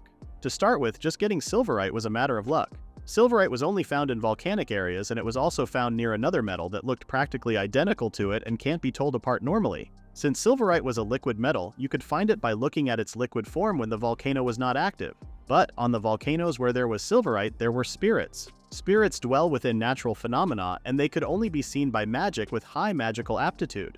So those spirits were also able to influence the activity of the volcano. Nicola was sorry about not being able to help them more, but Wraith said that she had helped them a lot. He also wanted her to help them out looking for any remaining silverite still in the kingdom. He also said that in exchange, they would let her have Lurimes. Hearing this, Nicola accepted to help them pretty willingly. Wraith told Seth to try to procure some through his family too, or confirm whether the royal family still had any left. 5 days passed and they had nothing. Wraith asked once again if they found anything. Seth tried to procure some, but it was to no avail, and the royal family did not have any left over either. Nicola couldn't get any either. Wraith decided to get it from the source, but even if they go there, it would be difficult to tell it apart from the look-alike metal even with his analysis. He asked if Lurimes could cool down the silverite with magic, but there was no way she could. She said that it might work in a place without spirits around, but she wouldn't want to mess with them as they were so powerful. But she said that she could do it if she got their permission to use her magic. Wraith was shocked that she could talk to them. She said that sometimes the spirits of the larger natural phenomena were intelligent and it would be nice if they were friendly. Otherwise, they might end up getting burnt to a crisp. It looked like their best bet was to talk to the spirits. Wraith asked if she could win against them if they got on their bad side, and Lurim's was negative. Then it looked like he would have to do something about it. He said that if his mentor can't win against them, they would have to make a magical device that could win against them, specifically a device for increasing magical energy, and he would also make a ring that could amplify magical power. Lurim's informed Wraith that she didn't know any magic circle to do that. Wraith explained that it was something new he came up with while she was gone, and he was sure she would be able to make it on easily too. Lurim's denied, saying that a complicated magic circle like that was too much even for her, and he was the one who could make something like that. In the next scene, Wraith was going to start the process. He couldn't use magic himself, so it was a big help for Seth and Lurim's to be here to help him test them out. He took out a scarlet crystal, which was not an alchemical material. Wraith explained that it was perfect for magical strengthening. He started drawing the circle, but Seth had a bad feeling about this. Wraith asked who would like to try it first when he finished, and Seth didn't seem so willing. Lurim's went ahead first. Seth asked if that was going to be okay. Wraith said that it was just emitting light, so it wasn't like it could hurt anyone. The moment Lurim's touched the circle, their eyes shone because of how big the light was. In the next chapter, Sylvia and Laffy saw the flash coming out of their house and went inside. As a result of testing out the light magic on the magic strengthening device Wraith created, 3 of them sustained major eye damage from seeing a blinking light as bright as a second sun. Laffy said that they were fortunate they just happened to be passing by. Sylvia prepared dinner and asked if they could move. Lurim's hardly stood up when she heard the word dinner. Seth reminded Wraith that this is why he asked whether it would be okay. Wraith was sorry about that, but at least they now confirmed the effectiveness of the magic circle firsthand. However, Seth stated that he could have lived without experiencing it firsthand. He found him very abnormal because there was no way a normal alchemist could do something like that. He then noticed that Laffy and Sylvia were looking at him with questions, so he introduced himself. Seeing Laffy's face, Wraith decided to explain. He said that he met Seth because they were working on the same request from the royal family and were injured because they were doing an experiment related to that request. Sylvia commented how Wraith was always getting into trouble. Wraith then stated that he had a favor to ask Laffy and Sylvia. Laffy just hoped it wouldn't be something pointless. He said that there was somewhere he would like them to come with them. When Laffy asked where it was, he said that it was Ululu Volcano, one of the largest volcanoes in the Delix Mountains that reach into the south. The volcano had been worshipped as an area that spirits have inhabited since prehistoric times. In the next scene, Wraith was thanking her for coming along because he wouldn't feel at ease if it were just the 3 of them. Laffy didn't mind because she did owe him a debt of gratitude. Wraith blushed and started mumbling some things about how it was pretty reassuring to have 2 S-ranked adventurers with them. Laffy then changed the subject and mentioned the spirits there to make the mountain itself all red. Lurim's mentioned that if you stayed out late in these mountains, you would get hit with a curse fire. Spirits were existences superior to humans, and spirits that took the shape of humans or animals were especially strong. She knew that had probably already noticed their existence and explained that the salamander spirit keeps a high guard around outsiders. Wraith just hoped that they would reason with them. Wraith decided to head to the village they saw for now. The village was peaceful and laid back. Sylvia suddenly gasped Wraith's name. Wraith immediately assumed something bad happened and asked what was going on, but it was just a cute plushie that she saw. The other girls also seemed interested in the plushies while Seth and Wraith stood there. The seller explained that those were dolls based on Salamander who lives here on Ululu Volcano. They were a little different from what Seth imagined. The seller said that if they were trying to go up the volcano, they couldn't do that now. Wraith wanted to know the reason, and she said that they should be able to see from here that the surroundings of the volcano were red and distorted. That was due to the power of Salamander. It was making the entire volcano too hot for humans to enter. Just a few minutes near the volcano would dry them out, but if they still insist on going to the volcano, the only way is to wait for Salamander to fall asleep. Wraith took something from his pocket and said they could do something about that using that. The woman said that magical deception wouldn't be enough to protect them from Salamander's power, but Wraith just wanted to try it out a little. The seller giggled and warned them to be careful as they walked out of the shop. Meanwhile, Salamander was already angry that those foolish humans were daring to trespass on his territory. But he was sure mere humans like them could not stand against the heat of his power. As they started walking towards the volcano, no one was sweating. Wraith was glad that it was working as expected. He knew he had given everyone a ring of impact resistance and the 3 magic rings of magic strengthening, but each ring could only be used once, so he warned them to be careful how they used them. Seth asked how this magical device protected them from the spirit's power when not even magic itself could. They all counted on Wraith for that and said they were okay. Suddenly, a voice said that it wasn't okay. Wraith asked if they heard it, but Laffy didn't hear anything. Sylvia asked how far they needed to go, and Lurim's responded that it depended on where the spirit was. Wraith wondered if it would get mad and come out if we just randomly attacked the mountain. He kicked a stone as a joke to show what he meant, but to his surprise, what he said happened, and a monster came out. Laffy scolded Wraith for attracting the monsters, but he did not expect something like that to show up and called the monster short-tempered. The more surprising thing happened, and the monster objected to him. He said that he wasn't short-tempered. Wraith heard him talking, but Laffy said that monsters cannot talk. The monster started spinning, so Laffy took out her sword and started attacking. Lurim stated that this terrain wasn't good and that the monster's back was pretty tough. That meant that its belly, which wasn't covered by rocks, was its weak point. He used his transform ability to hit its belly and let Laffy attack its weak points. Laffy gripped her sword and jumped as high as she could. She managed to attack its belly and defeat the monster. She safely landed and started scolding Wraith for doing stupid things that drew out monsters. Wraith was still trying to convince her that they might be able to get the spirits if they kept this up. However, seeing Laffy's glare, he immediately gave up. He was the one being protected, so he couldn't complain, so he decided to just follow her orders. As they continued on their way, they saw that the road was cracked. Lurim suggested finding another way, but Wraith said he would make a path with transformation. He slid his hands on the ground, but when he was about to do it, he heard that voice again. It told him to not meddle with its territory and it would not allow it. When Wraith looked above, he saw a giant bird coming right at them. He yelled at everyone to run. Wraith asked Laffy if she could do something about this, but the bird didn't look like it was coming down there anytime soon. Seth decided that this was an emergency, so he was going to use his ring. He tried to use his wind magic, but suddenly his magic fell off. He couldn't control anything and it was about to explode. Not even a second later, an explosion happened and Seth started falling. As he was falling, he recalled a memory of him and his sister talking before he went on this trip. He told her that Wraith would make some magical devices for them. She was giggling and stated that this was wonderful. Seth asked what it was, and she said that this was the most fun she had seen him having recently, and she was really happy that he was having fun. Seth explained that it was because Wraith was someone who could talk casually to a person from the great noble families. Suddenly his brother Orda came and started insulting and degrading him again. Seth told him that this had nothing to do with him. Orda responded that Seth was free to debase himself as much as he pleased, and told him to be careful tomorrow. The way he left there made Seth wonder if he did something back then. As he lost his hope and will to live, he apologized to everyone in his head and let himself fall. However, he did not expect Wraith to jump in with him to save him. Wraith stretched his arm as much as he could and grabbed Seth's wrist. He pulled him and used his ring to use his impact resistance. He managed to land without any serious injuries. He asked Seth if he was okay and he confirmed that he was. Wraith then wondered if something happened back there. Seth explained that his brother probably cast interference magic on him in advance. Wraith wondered if that was normal for brothers connected by blood because that could kill him. Seth didn't seem to be surprised that much and just thanked Wraith for saving his life. He then asked how they could get out of there. They didn't have his impact resistance ring or Seth's magic strengthening ring anymore. This volcano was teeming with monsters, so they should try to regroup with Laffy and the rest, but they had no way of knowing their situation from down there. He wondered if they should stay and wait, but Seth called his name, and when he looked at him, he saw a giant snake looking at them. They started running away from the snake until they managed to escape. They ran pretty far, so they had no idea where they were. Quite a lot happened since they entered this volcano, like being attacked by monster after monster.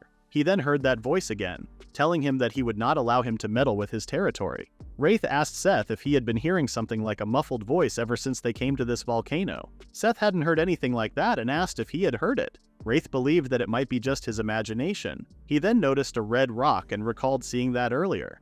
Seth responded that this place was full of rocks like that, just in case Wraith decided to leave a mark on it. They continued walking until they saw the rock they had marked earlier, which confirmed that they had been walking in circles. They sat and started thinking about a way to get out of this place. Wraith thought about finding whoever was responsible for trapping them in this loop, but that was hard for them when they were stuck here. Seth said that if this was spatial magic, they might have connected specific coordinates they set to create the loop. Wraith started smirking because they might be able to destroy those coordinates using a blast of earth transformation magic. Seth understood what he meant and tried to stop him, but he said that real man put their all into everything they do. He started walking while Seth tried to calm him down, but as he told him to have some self-awareness, something exploded. Meanwhile, the girls were wondering where they could be. Sylvia asked what was going to happen now, and Lurims responded that he could feel that they were still on the volcano, but the location of the magic was strange. She said that they might be mixed up in some spatial magic, but as long as she could feel their magic, that meant they were still alive. Sylvia wondered who else could have made a high level of spatial magic. Lurims turned and glanced at her plushie. She said that it had to be that. Salamander must have already recognized them as enemies, and talking this out would be tough. Something started roaring and told them that this place was its backyard and it would not let humans do as they please here. The wind shaped like a monster appeared, and there it was. Spirits of Salamander. Lurims sweetly stated that they just wanted to talk to him a little, but Salamander told them to leave now. Lurims whispered to Sylvia to be ready to use her magic at any time. She then told Salamander that they only came to this volcano to get a certain metal that could be found there. And they would like him to release their 2 companions that have been trapped with his magic. He said that he would not allow it and that they were going to remain here forever. Lurims responded that he would regret it if he didn't release them. Salamander had enough and started coming at them, but then something exploded and he stopped. He was confused, so Lurims figured that it must be Wraith. A scream was heard and something fell on the ground. It was Wraith and Seth. He never thought he would have to fall from a fatal height twice in the same day, which was exactly why Seth was trying to stop him. They would be done for if they didn't still have one more ring of impact resistance. Wraith completely ignored what he said and smiled at Lurims. She pointed behind him, and when he checked, he saw a salamander. It was obvious that both sides were so shocked to see each other. Wraith said that based on the findings of his highly capable assistant here, he blasted them out using his alchemy. Salamander didn't believe him because there was no way that he could have used alchemy as he pleased within the territory he controlled. Wraith didn't know that and giggled as if it wasn't something so surprising. Even Lurims said that it might be easier to use here than magic, but it should be limited. He concluded that he might be somewhat of an exception. This made Salamander furious and it started roaring again. Lurims told Sylvia to nullify his magic. As the blaze was coming at them, the ring that Wraith gave her worked and protected them. Salamander was shocked. This magic-strengthening ring she got from Wraith boosted her power more than 10 times. Salamander decided to not hold anything back and turn them all to ash this time. This time, Lurims combined her power with her ring and attacked him. After the attack, everyone gasped because Salamander was gone. Wraith then noticed something moving. It was a little animal. It looked exactly like the doll Saliva bought. It started running towards them, but Saliva caught it. She seemed to love it while Salamander was telling her to let him go. Wraith was shocked this thing was Salamander. He wondered if this was its true form, but it said that he simply used too much power. Lurims grabbed it and said that it didn't have enough power left to pose a threat, then smiled. Salamander seemed amazed by Lurims' face for a second, but then tried to bite her. Lurims laughed and tried to smack it, but the others tried to stop her. As they all calmed down, Wraith stated that they had come to this volcano to get a certain metal. For that, they needed him to dispel the magic that it had cast on this volcano. However, Salamander still didn't negotiate with them. It didn't see any point in yielding to the demands of some invaders. Asked if it was still saying that even in this situation, Saliva told Salamander that there was something they needed here, and asked politely if he would not let them have it. Seeing the shimmer in her eyes, he gave up and told them to leave the moment they had it. Saliva got so happy that she could convince him and hugged him tightly. Wraith felt like he somehow lost against him, and Seth figured that he must not have liked his attitude. Salamander stopped the magic and led them to the place where Silverite was. He warned them to not do anything unnecessary. Wraith thanked him and told everyone to grab it. With that, the procurement of the Silverite was done. In the next scene, Seth came back to Linford residence and his sister greeted him. She asked if he was hurt and he responded that thanks to everyone, they managed to achieve their objective. Seth asked Orda and she seemed confused. Orda came and boldly talked to him as always. Seth asked if he cast interference magic on him. He denied doing such a thing and acted like he heard him. Seth asked if he was making progress on the request on his end, and he said that he was getting there. He told Seth to sit tight and let him handle it. Seth clenched and was about to say something back, but then noticed Leisha was staring at him. She asked what this was about and pinched his cheeks. Seth explained that it wasn't the first time he had done something like this, and he would punish him accordingly when he became Lord. Lucia said that she was really worried about him, and as punishment, he had to go shopping with her. Seth had no choice but to clear a day in his schedule. Meanwhile, Wraith was in the town looking at stuff. After the volcano, Laffy and Sylvia went back home to start on their next request, and Seth went to his sister while Lurims just started drinking. He did tell Seth about the day that they were going to experiment on Silverite, but he seemed pretty busy. Lurims was probably staying out all night anyway, so he had only one problem left. He went to a girl's shop. When he entered inside, all the women there started whispering about him, wondering what he was doing there. As he was trembling from nervousness, he tried to motivate himself by saying he was just here to buy a present for Laffy and Sylvia. A woman's voice was heard, asking if it was Wraith. He immediately recognized the voice.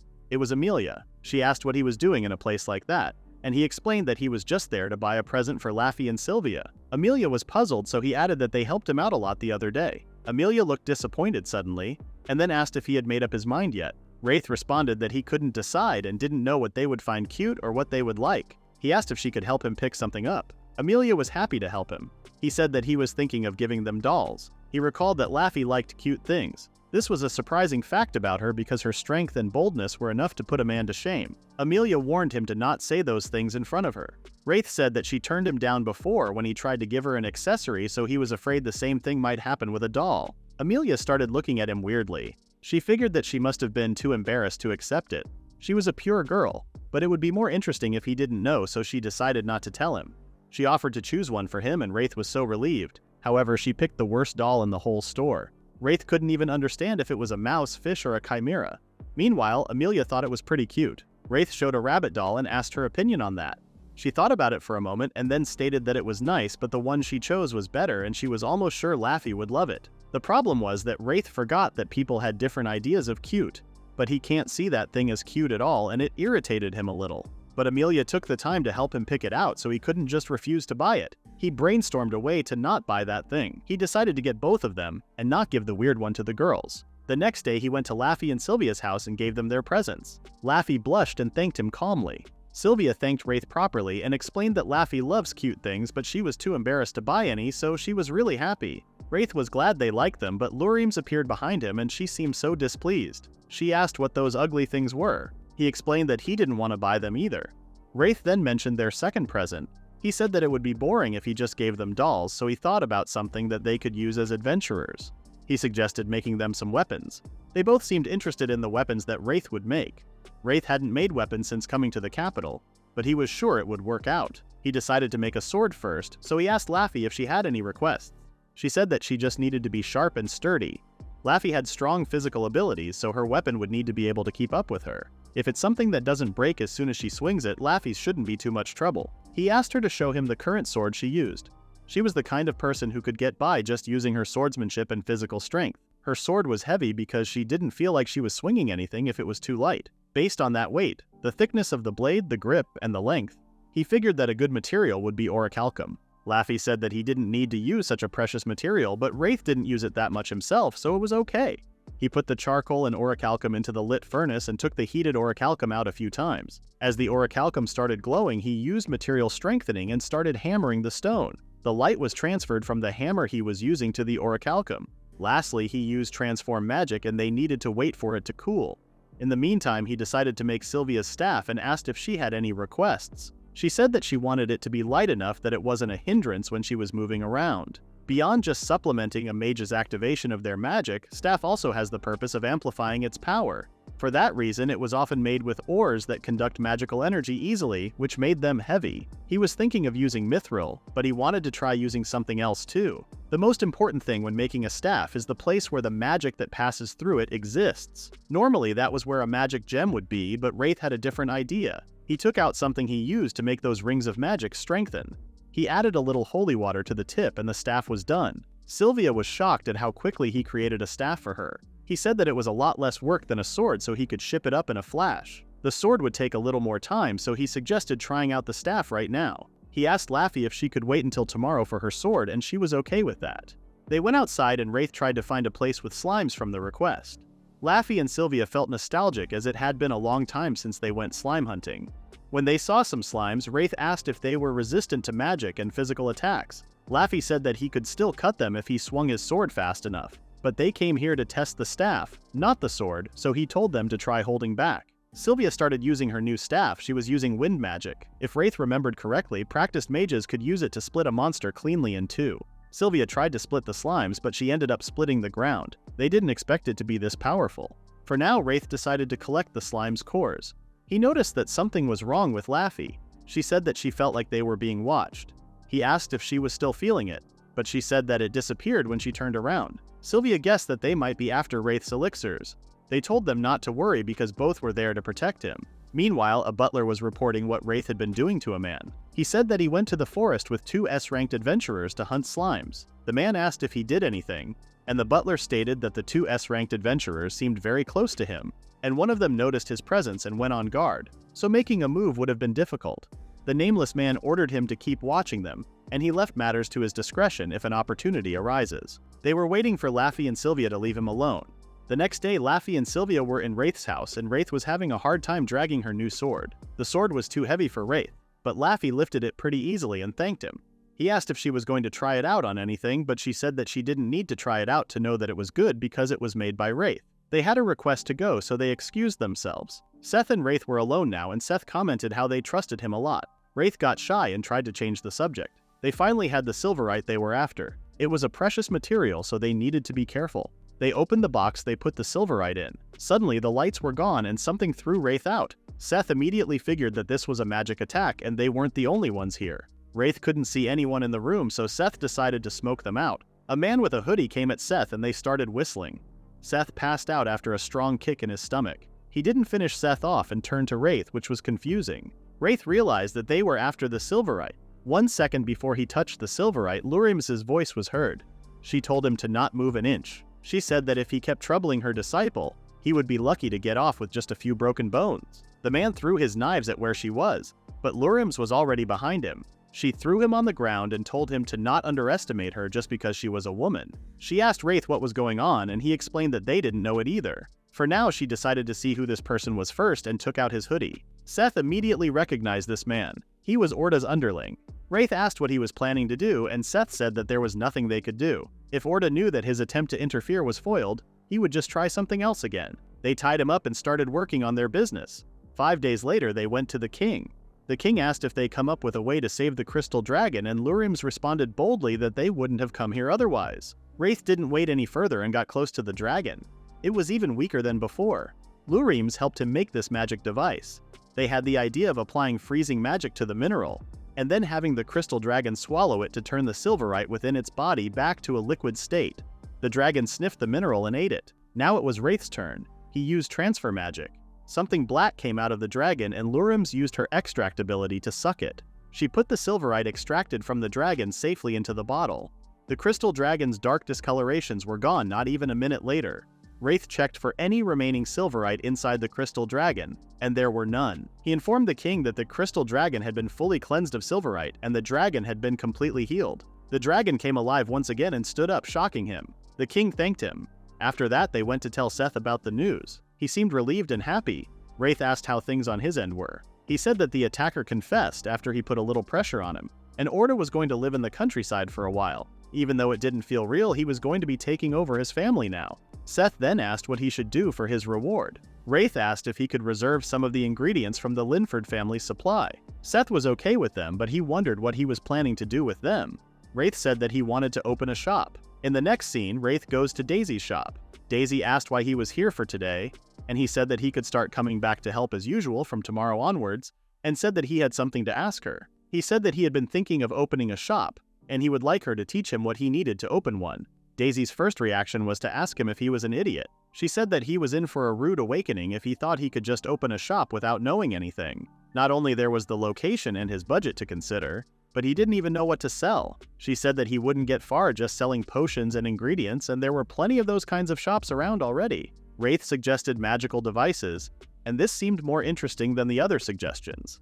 The first thing he needed to open a shop was to get permission from the guild. She said that the kingdom wasn't some lawless land, and he already had the skills and achievements, so he would get approved quickly. After that, he needed to settle things like his material supply and his funding. But first, she told him to go and get his permit from the guild. If he was serious, she was willing to give him some advice after the permission. Wraith thanked her and then started looking around. He said that he was thinking of using the layout of her shop as a reference. Seeing her not reacting, Wraith continued wandering around the shop.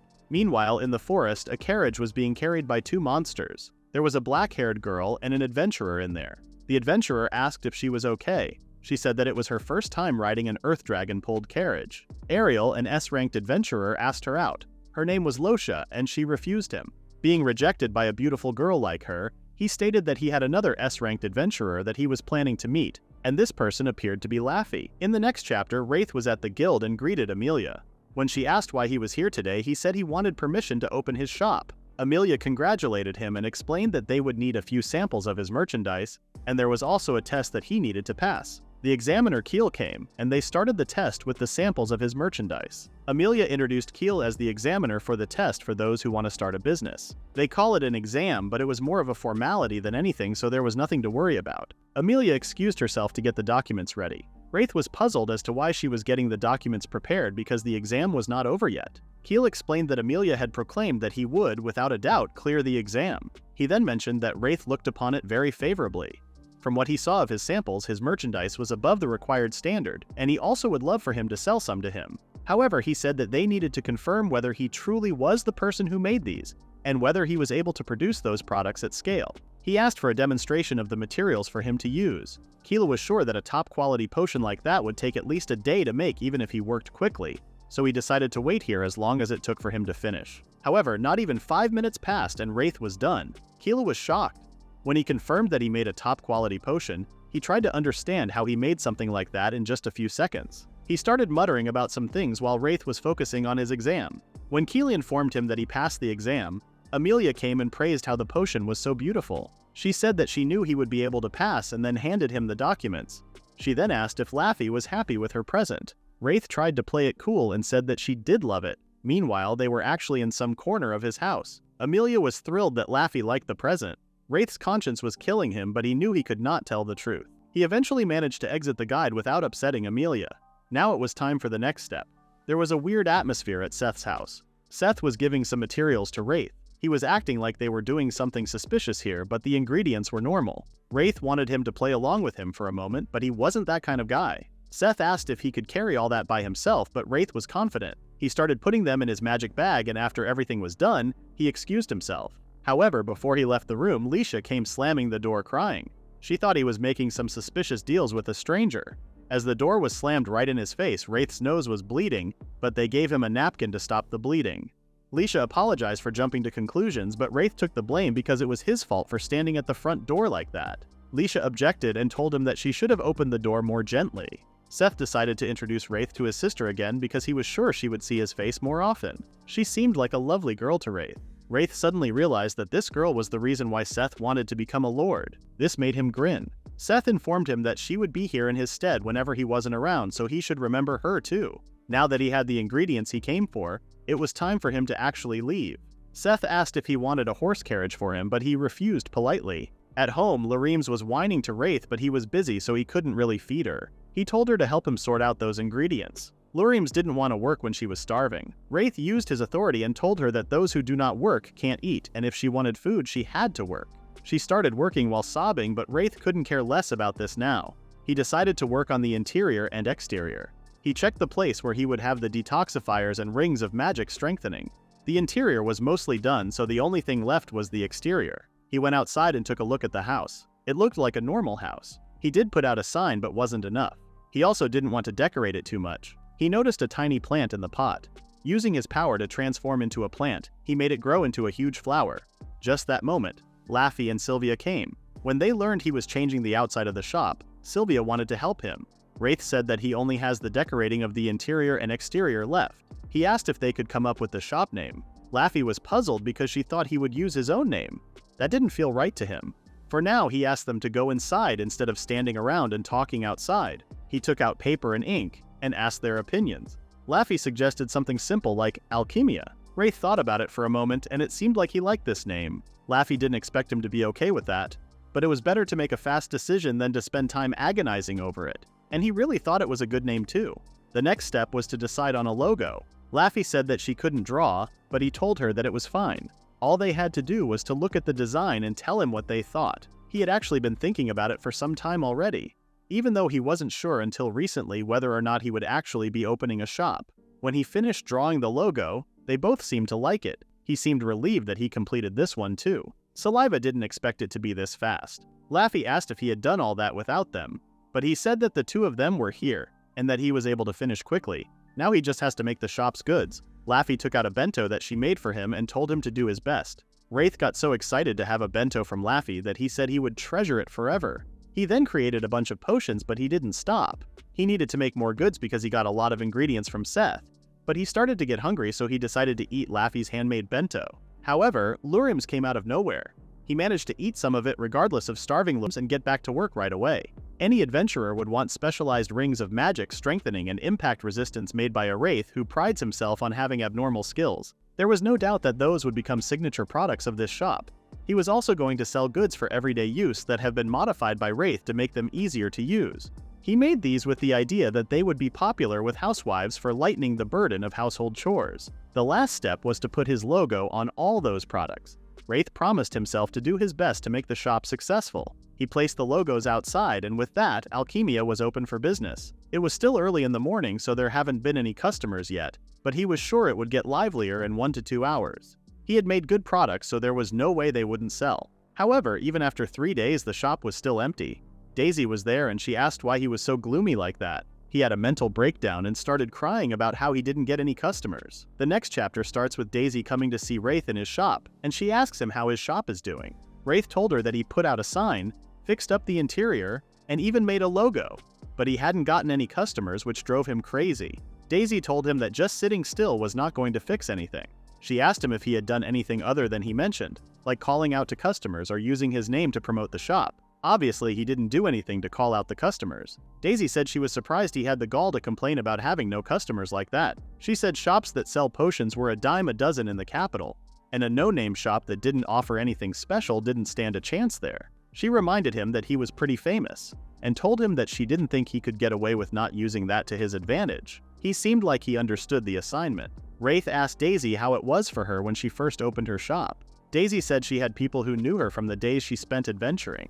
She said they would have spread the word about her shop in the guild too, and she managed to grow her customer base that way. Wraith liked the idea of promoting his shop through social connections, and it was possible for him. However, Daisy said, even saying that the products in his shop were top quality, and she was sure word would get around even without asking a lot of people. She said it was just a question of doing your best to secure a few customers that would help spread the word. He said now he knew what to do, so he immediately set to work. Daisy told him to do his best, and she said Wraith didn't need it, but she would pray for his success. When Wraith was on his way, he thought about Daisy's advice and he thought he should ask someone good at spreading information. Meanwhile, a girl named Lotia approached him and asked him if he knew the way to the Adventurers Guild. Wraith thought she was cute, and then he showed her the way. She thanked her and went on her way. The animal on her head, which was a fox, spoke to her and told her that it was a good thing he knew the way, and now they just needed to buy the potions they needed, and they should be able to make some money. Lotia couldn't help looking at Wraith. The fox asked her if there was something about that young man that caught her eye because it was unusual for her to be interested in other people. Lotia said she thought that person was an alchemist. The fox said he was pretty young if that was the case. The fox thought Wraith was about her age, then he yawned. He said he thought she had things covered CC now and he was getting sleepy, so he would be taking a nap. He told Lotia to wake him up if anything happened, then fell asleep.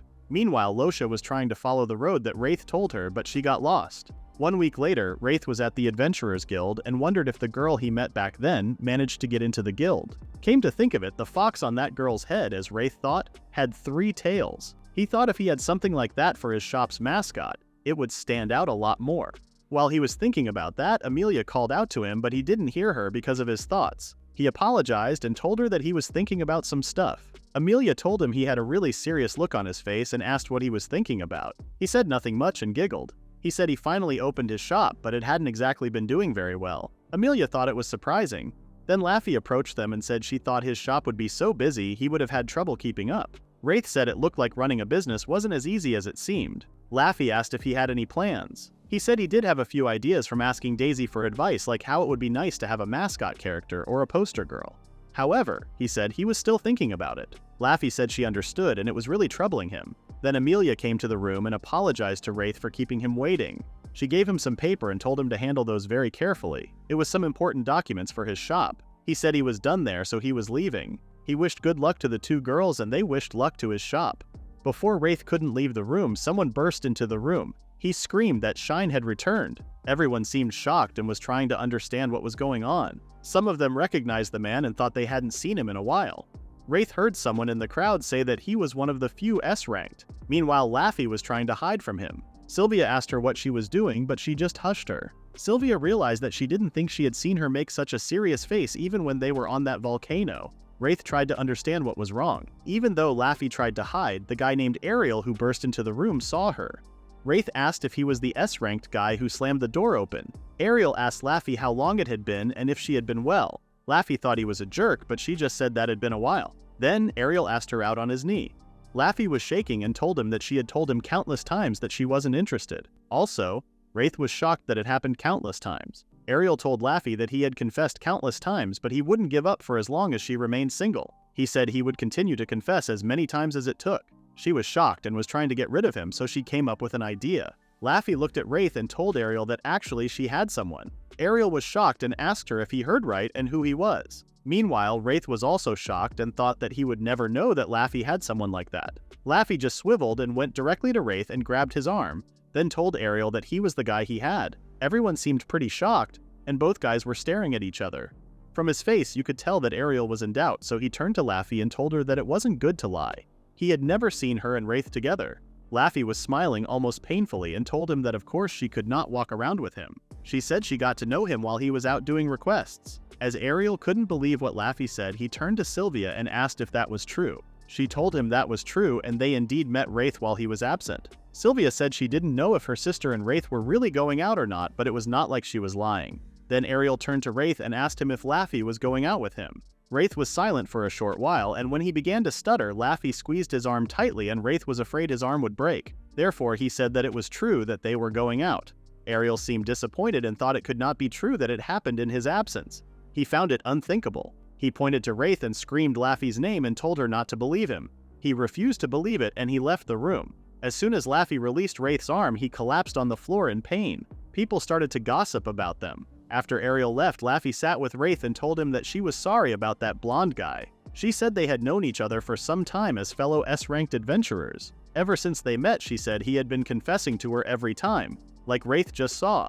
She said she always turned him down, but it didn't seem like he had any intention of giving up. She continued, since it looked like nothing was going to change this way, she had no choice but to lie. Wraith reacquainted her and she decided to lie to Ariel about him being her boyfriend. She requested him to pretend to be her boyfriend until Ariel gave up on her. He smiled and said he had already told him as much, so he surely would play along until then if she was okay with him. Laffy again apologized to him and also thanked him and finally asked him if it was okay. Wraith told her that from his perspective as a guy, Ariel was pretty good looking, and she would make for a stunning S-ranked adventurer couple if she asked him. She admitted that he was not a bad guy, but his personality was not that good for her. Wraith asked what they were exactly supposed to do to show that they were a couple. Laffy blushed and told him timidly they could do something like going on dates. As soon as she told it, he also blushed. She added that of course it was just pretend dates, as Ariel still didn't believe they were going out, so they had to make sure not to slip up. Wraith found her right and decided to do their best. She again thanked Wraith sincerely. Meanwhile, Sylvia thought that she was sure he would help her in her time of need too. Wraith had embarked on his journey after a conversation with Laffy, during which they struck an agreement. The recent incident of pretending to be a lover lingered vividly in his thoughts, occupying his mind as he walked. As he continued on his path, he suddenly noticed a girl lying motionless on the ground. Realizing that she had collapsed, he quickly shifted his focus to her, concerned for her well-being. He gently held the girl and asked if she was okay, his voice filled with concern. As he cradled her and looked closely at her face, a flicker of recognition crossed his mind. He remembered who she was. Relief washed over him when he noticed the rise and fall of her chest, confirming that she was at least breathing. Despite the immediate worry, her familiar features reassured him as he continued to check for signs of consciousness. Meanwhile, the fox approached Wraith and Wraith asked him who he was. He said he was a friend of Lotia and requested him to help her. Wraith was shocked that the fox just talked. The girl seemed to be trying to say something. Wraith immediately approached her and asked if she was okay. She was trying to ask for help. Her stomach was growling and she said she was hungry. Wraith went and got bread for her. The fox told him that they were tricked out of all their money so they couldn't get anything to eat. Wraith could relate to that. After she ate the bread, Wraith asked her who exactly she was. She said she was Lotia, and the fox said his name was Mimi, and he was a spirit. Wraith said it was pretty unusual for a spirit and a human to be together. Mimi said he had been with her for a long time. He said she was like a daughter to him. Wraith thought taking a human as his daughter was interesting. Wraith asked them what they were going to do after that. Lotia said she was looking for an alchemist by the name of Wraith. Wraith seemed surprised. Wraith was shocked when she said that she was looking for someone named Wraith. He said that he was Wraith and asked why she was looking for him. She told him that she wanted to become his disciple. Wraith froze at first, but then he expressed his shock in a very loud way. He asked what she meant by that, and she said that there had been rumors of him going around that he was an amazing alchemist who could make elixirs, although she didn't expect him to be this young. Wraith was surprised that it had even reached other countries. He was in a dilemma because although he didn't have time for a disciple between his shop and his promise to Laffy, he didn't think he could just refuse her like that. With red cheeks, Lotia repeated that she wanted him to teach her alchemy. Wraith had an idea, and he told her that he would let her be his disciple, but on two conditions. First, he asked her to work as an employee in his shop, and in exchange, he would teach her alchemy. She could also quit anytime she liked. If Lotia becomes his employee, he wouldn't have to leave his shop just to teach her. Lotia accepted the first condition. His second condition was to make that spirit become his shop's mascot. The spirit asked what a mascot does, and he responded that they just need to be in the shop, and occasionally customers might talk to him or try to pet him. Spirit seemed confused because he wouldn't let humans do such things to him. As he expected, spirits have their sense of pride, but having a talking fox spirit as a mascot would make his shop stand out. Lotia looked at the fox and asked him once again with hope in her eyes. Seeing her face, the spirit couldn't resist her and accepted the conditions. Wraith then asked how long she would be staying in the capital, and she said she hadn't decided yet. Wraith offered her to stay in his shop until she had her living arrangements settled. Back at home, Lurims was taken aback when she saw Wraith with a girl she didn't know. He told her to keep it down and informed her that she was going to be working here from now on. Lotia asked who that woman was while they were climbing the stairs. He responded that she was his mentor and she lived here too. He showed her her room and then wanted to see how good she was as an alchemist. He took out a black crystal. It was a magic device that could measure an alchemist's degree of competence through the basic process of sublimation. Lotia knew about this decision because it was from her country. She touched the crystal and it started sparkling. Even for a practiced alchemist, getting the crystal 70% clear was considered a good result, but Lotia managed to get it to 90%. Wraith decided to try it himself because he had never tried to measure his power before. However, when he touched the crystal, it shone so much that he fell to the ground screaming. Lotia asked if he was okay, and he was. He wondered why it broke, and Lotia explained that it might be because he exceeded its capacity. That was her first time seeing it break. She wanted to see him make a magical device. Wraith was surprised because he thought she would want to see potions. Lotia explained that she does make potions, but she mainly makes magical devices. He asked what kind of magical device he should make, and she left that to him. Since it was summer, he decided to make a device for keeping himself cool. He was going to use a cryite, a large sheet of paper, a pen, and a necklace. He added the cryite powder in a pen. It was a pen that could append the effects of the material you put inside it. When making magical devices, he explained that he normally has to trace the magic circle using the materials he needs, but with this pen, he could skip that step entirely. He drew the magic circle on the paper, and when he put the necklace on it, it was done. She didn't seem so impressed, so Wraith asked what she needed. She wanted a ring from him. As he was giving a ring to the girl, Lurim saw them and misunderstood everything. She started freaking out that he was in a relationship, but when Wraith asked if that looked like that kind of atmosphere, she figured that he wasn't brave enough for that sort of thing. Lurims then asked what they were doing. Wraith responded that he was getting Lotia to show him her alchemy. They introduced themselves, and Wraith mentioned to Lurims that Lotia would be living with them on the second floor from today onwards. He then told Lotia to continue. She whispered the ring append and started using magic. Wraith was surprised that she was using magic. She said that she often made magical devices infused with attack-type magic since she was good at magic too. Lurimis thought Lotia came here to learn magic, but Wraith responded that she didn't come here to learn magic.